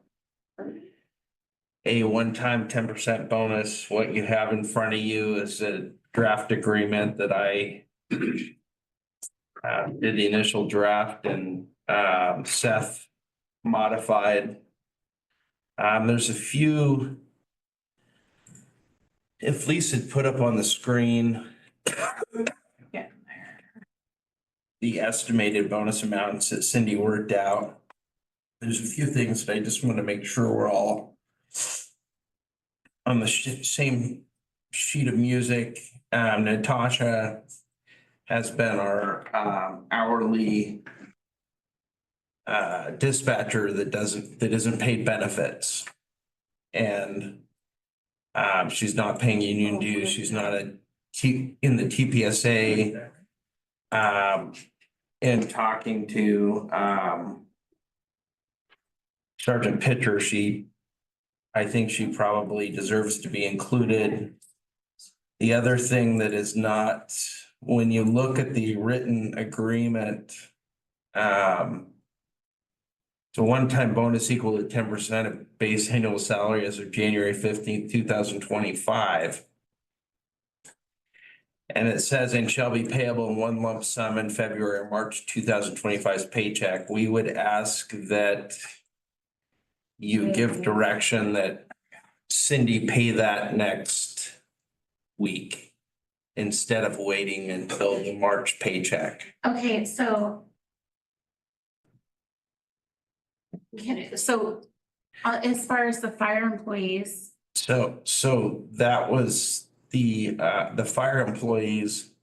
So I assumed when we drafted this, I said, Seth, I take this to mean that we're just using current employees right now. okay, that's what I was. And he said, that's what he said. I think you have dispatcher Lovelace that left on the 18th, last week. And you have the two employees that resigned on January 22nd. So it's totally what the council wants to do. I just wanted to bring those issues up so we could be on the same sheet of music. So everybody has the same understanding. So I have a question. Do we need to make a separate type of thing here for the person who's not part of the union that's working as a dispatch? Because this is all talking about union, isn't it? For the collective bargaining agreement, she's not part of that. Except you have Katie and Pitcher that are not a part of the union, they're management. Oh, okay. I didn't know if we had to have them If separate or not. if that's the council's decision, you would make a motion to include those three. So, Andrew has, I have legal questions that I feel might be more appropriate for us to have in an executive session. Okay. now they're not. Okay. And they're not something you feel comfortable asking in open. I don't think we can ask them. I've never had to fight hard to bring ask you. Wait, Counselor Mix, could we maybe recess for a few minutes? 5 minutes. yes. Just so that I can at least talk to. Yeah. Yeah. So that I can talk to my. Until 7:30. Oh, 7 minutes. Now that we're on the record, can I clarify why? Yeah, let me open again. We're back. I first want to clarify why the mayor and council president Bush are not participating. if we needed to put that. Yes. Yeah. You have It's a conflict of interest because my husband works for the police department. I have an actual conflict of interest because my son works for the police department. We're conflictors. It's on the record. That's great. Upstairs, we had a brief discussion. I did not, and Councilor Mix did not, but there was a review of the January 15th motion. Actually watching the video. And I'll gladly clarify that my questions were related to the specific language of the motion that was voted on January 15th. And we don't have the minutes for that yet, so we needed to go and watch the video and make sure that what we were voting on tonight and what we were looking at tonight was good. So. And I think based on that. Be ready to entertain a motion.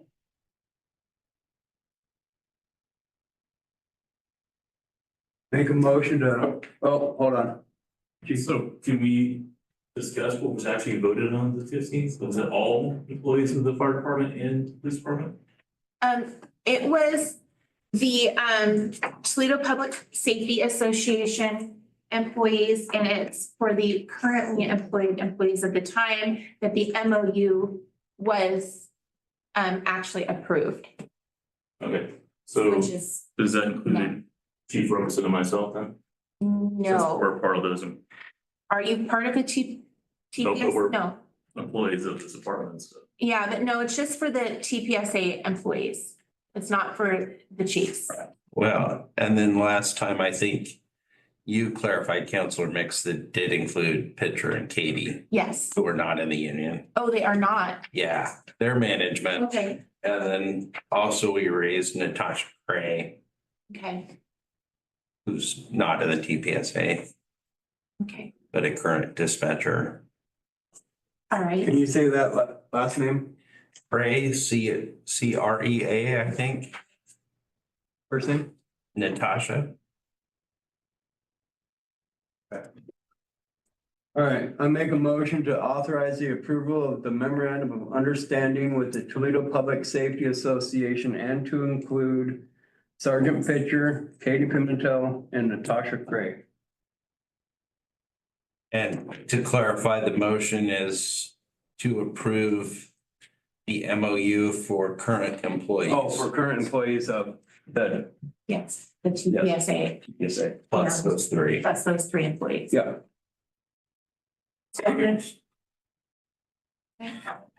Right, so we have a motion by Counselor Sylvia and a second by Counselor Kaufman. We'll do a roll call vote. Counselor Burns? Yes.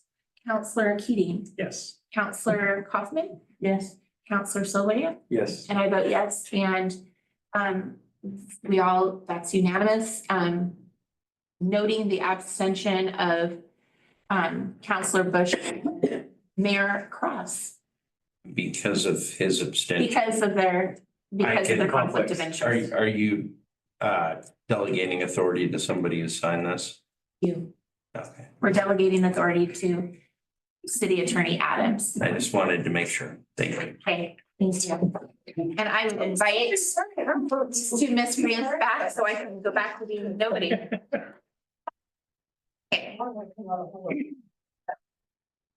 Run over the mayor. My reaction time is not what it used to be. Well, luckily I wasn't rolling fast either. All right, we're back. Yeah, thank you.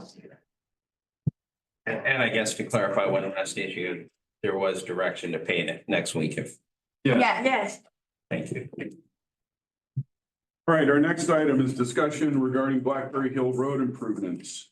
So it has come to my attention that, so for those of you that were on the council back in, I'm gonna say this was back in August, possibly early September, that because of our situation in Public Works, we were not able to do some of the work that needed to be done to complete the Blackberry project, Blackberry Hill Apartment Project, the Veterans Housing, that we were going to let them do it and we would pay for it.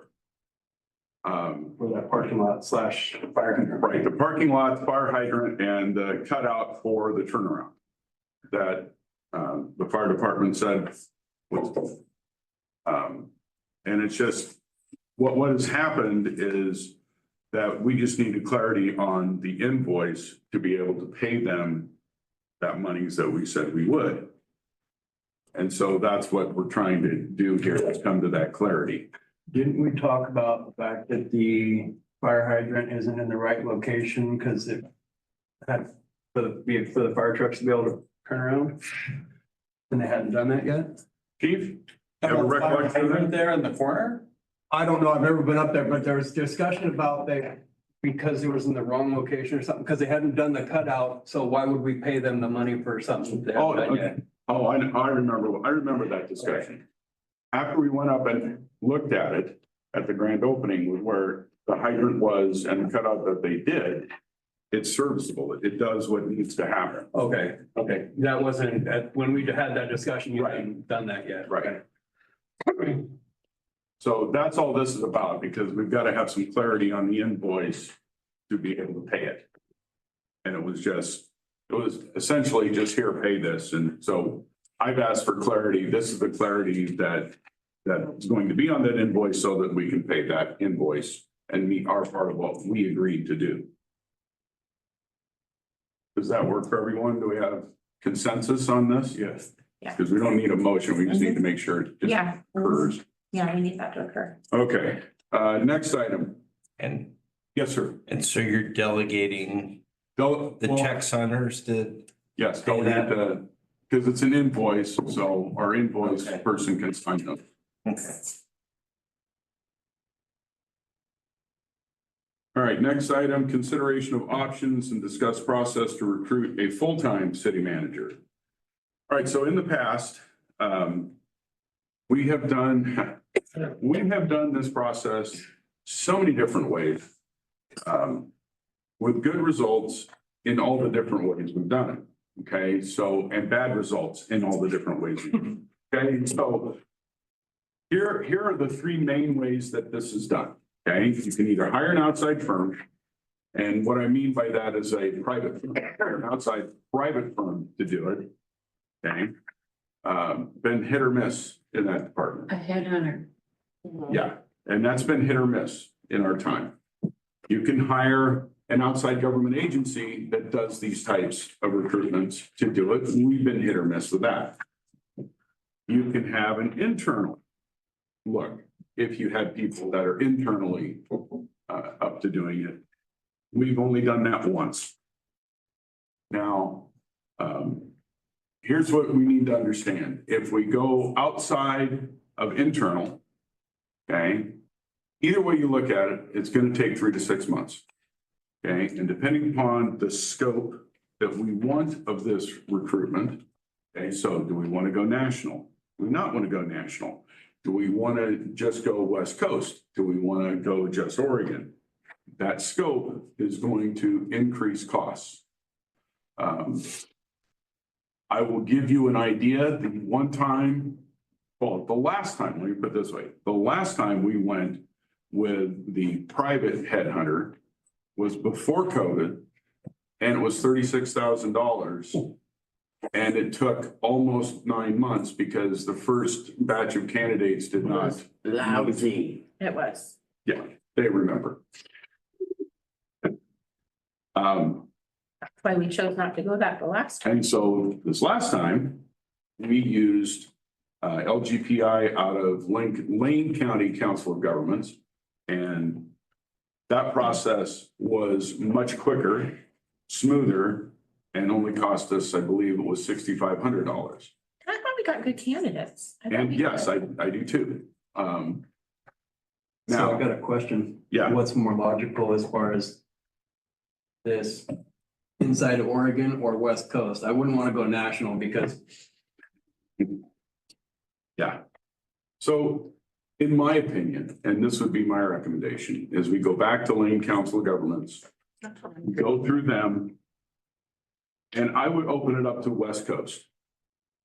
And here's why.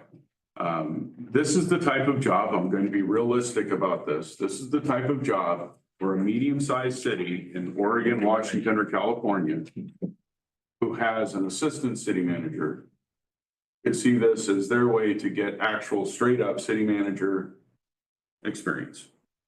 And yes, it puts us right back on the track of what is normal for cities of our size, which is 2.5 to 3 years of tenure.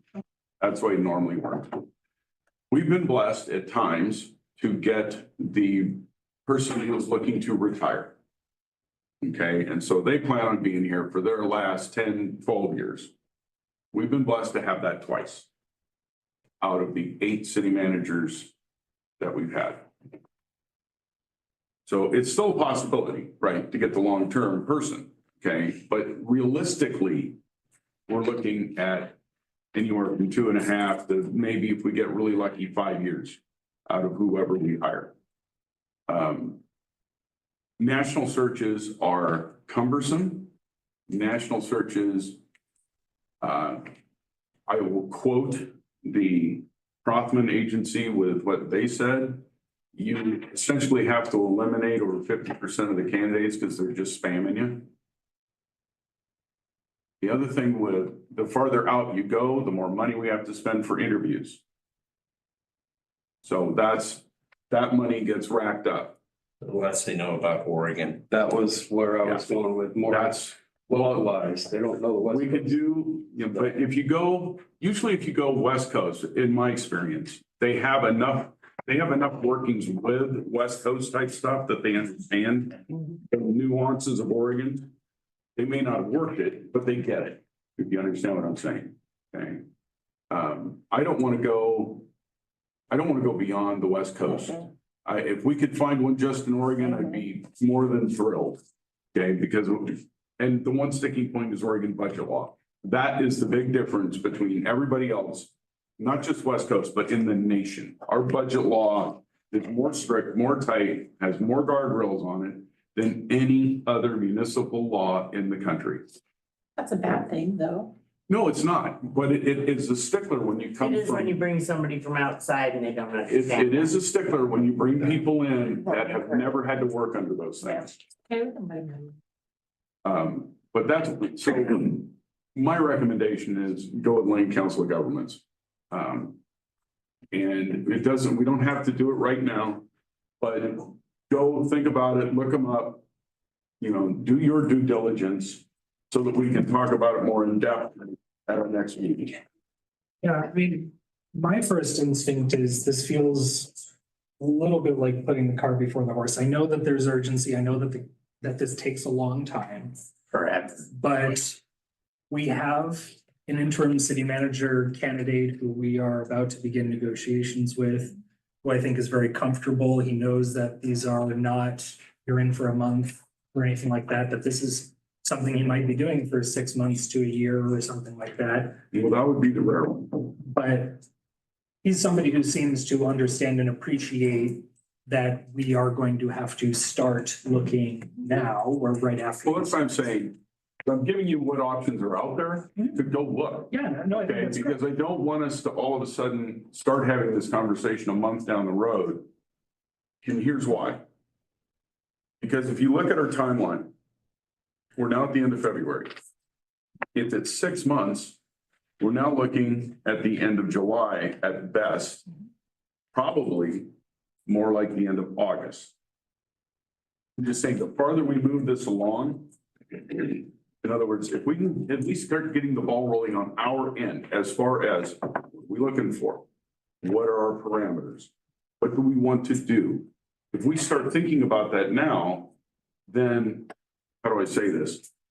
We can start removing the sticking blocks and have discussions. It doesn't have to happen next week. What I'm getting at, Andrew, But you're not Is letting it- me tell you what I'm getting at either. You interrupted me. never mind, never mind. Go ahead. Go ahead. Who does the looking? That- Lane County. The But I mean, whoever the, who of us in Toledo does the looking, says, okay, Lane County, we want. so we as We a have to. council decide who to contract with to do it. Okay, but then who from the They ha- council contacts them to say, you're on? We would Lisa? designate something like that. So in the past, it's not uncommon for staff to assist the council in doing those kind of tasks. So if I recall, when we did our last city manager recruitment, Judy Richter and I, we contacted 3 or 4 different organizations who offer these services because we needed to kind of do a sort of informal bid, if you will. Okay. And then also too, we had to determine who was available to do that, because there's so many vacancies out there.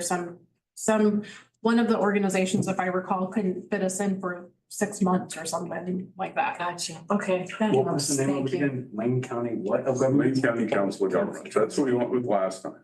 And that would be my recommendation from my past experience.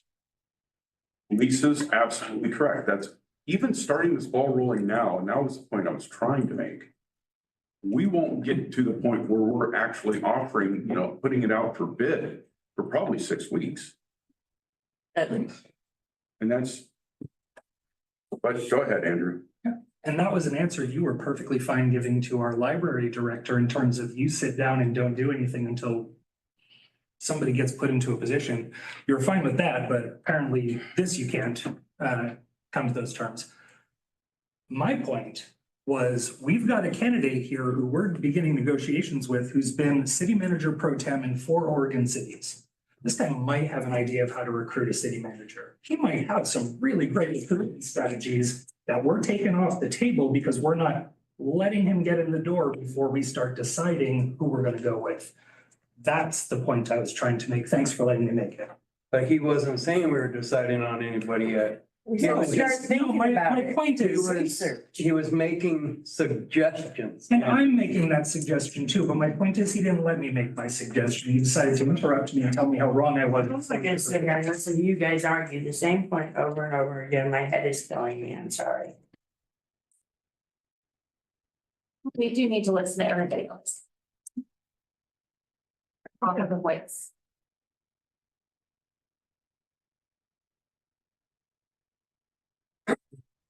And with that, we will move to reports and comments. Committee updates. Chief Robison, do you have anything tonight? No, nothing. Thank you. Chief Pace? So March 12th was the original cutover date for WBCC. We had our last employee went on medical leave due to some issues that were unavoidable. So we only have one on-call dispatcher that's working for the city. The rest of the spots are being filled by contracted staff. And so with that new development, WBCC has moved up, hopefully not in cement, but they're trying their best to move up the date to March 5th, which would be next Wednesday. If not, then we'll just have to rely on contracted staff until we get the March 12th switchover date. At the same time, they'll be providing with us with a computer aided dispatching CAD system. And then to be on the same system as everybody else within the county, we're switching over to Mark 43 for our report management system. I'm working with all of those entities to make sure that we're all on the same cut date or Mark 43 cannot move their date. We've That also was gonna got be my question. Thanks, Mike. We've also got radios. There are radio vendors working with the fire department and with us to make sure that the radios work. Because we'll all be switching to Law 1 and then they'll be switching to Fire 1. Fire one. Fire 1. So that we're all connected within the county, where we can all listen to each other in the class. Other than that, that's all I got.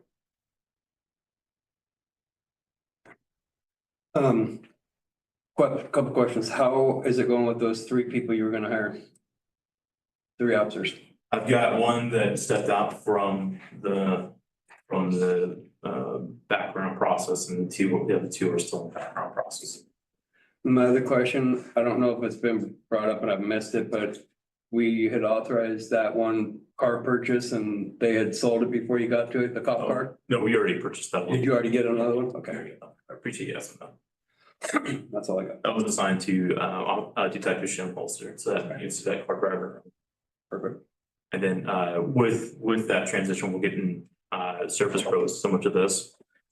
Each car, which have the capability of the officer being able to write reports and stuff like that, and better communication within all the agencies within the county. I have developed a dual or a joint press release for us in the city of Salem. Their PIO is looking at it right now, and you should probably see that coming from us and them here shortly. Good. Thank you, Chief. You answered the one question I was gonna have with the date moving up 7 days. Where are we gonna be with the computers? So. Yeah, computers, so we'll be able to access. We have the computers in-house. Justin's working on those. We'll be able to access the CAD system, but not the RMS system. I'm working with our current vendor to bridge that. I've been working from noon until 4 a.m. most days, so, And. Yeah. I know, I see when your car's around. yeah, I don't know how you do it. yeah. So Does that new car come with the LPR too? the new car has the LPR, that's correct. Yes. Okay. Any other questions for Chief Bates? All right. It says. Lisa, is Harrison on the list? I don't think it is. Let me double. Check. He is not. Okay, how about Brian? Nope. All right. Lisa, what's your report? I just have a couple of quick things for you. The planning commission requested if the council could join them in a joint session next month, March 12th, to discuss some of the updates that they're doing to the code regarding partition and subdivision updates, and then House Bill 3395. And I don't know offhand if their planning commission meetings start at 6:30. 6, I believe. I don't remember. I was gonna say the forester. I know we changed it to 6:30, but I think that's April when we did. Yeah, so It was kind of up in the air because we weren't sure what their schedule was. They wanted 6 or 6:30. Oh. Well, I would say yes, just let us know what the, okay. I will pass that along to the planning commission. Everybody, I assume that is yes. that all right with everyone? I'm good with it. It's a Wednesday, so Okay. Calendar. it's the second Wednesday of the week. It's where I get ready. Once I talk to Arlene tomorrow, I'll make sure that we get a calendar invite to everybody so you can add it to your calendars. Okay, thank you. Thank you. And then the last other quick thing, spring conference, I believe I have you all registered. However, the hotel is now sold out, so other than Mayor Cross, who has a room at the hotel through LOC, I will try to get an Airbnb for everybody else with your own private rooms.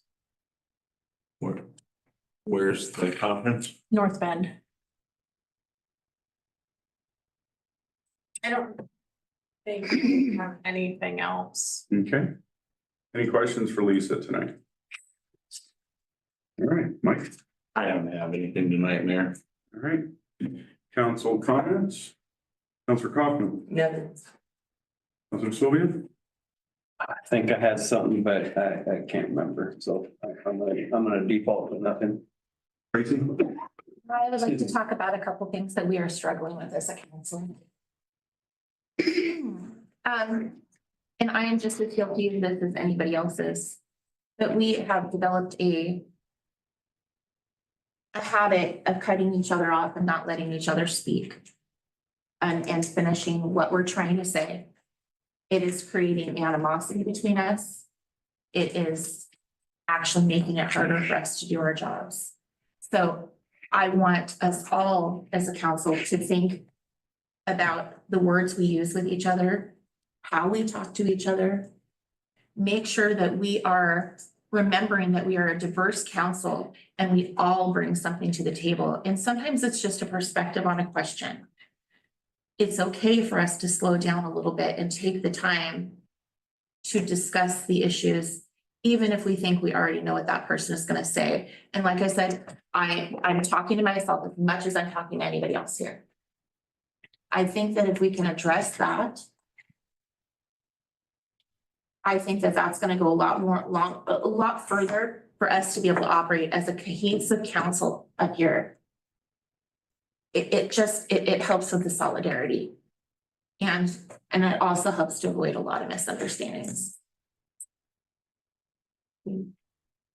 It's not the words as much as it is the tone.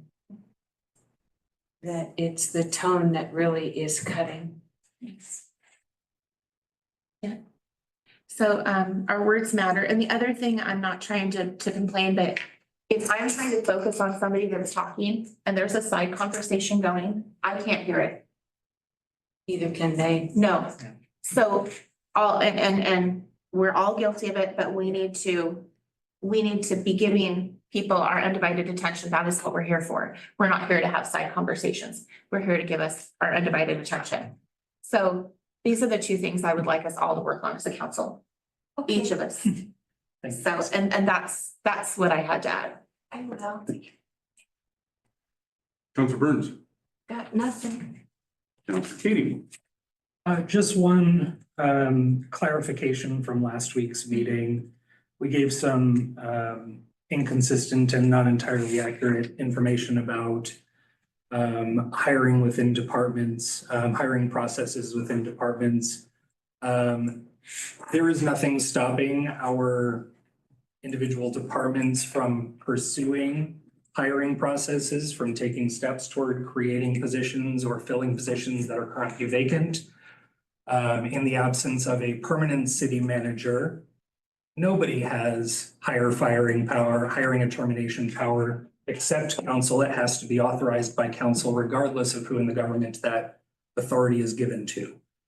So steps that would typically go to the city. As well as approving positions. As well as approving positions. So those steps that need to come to council.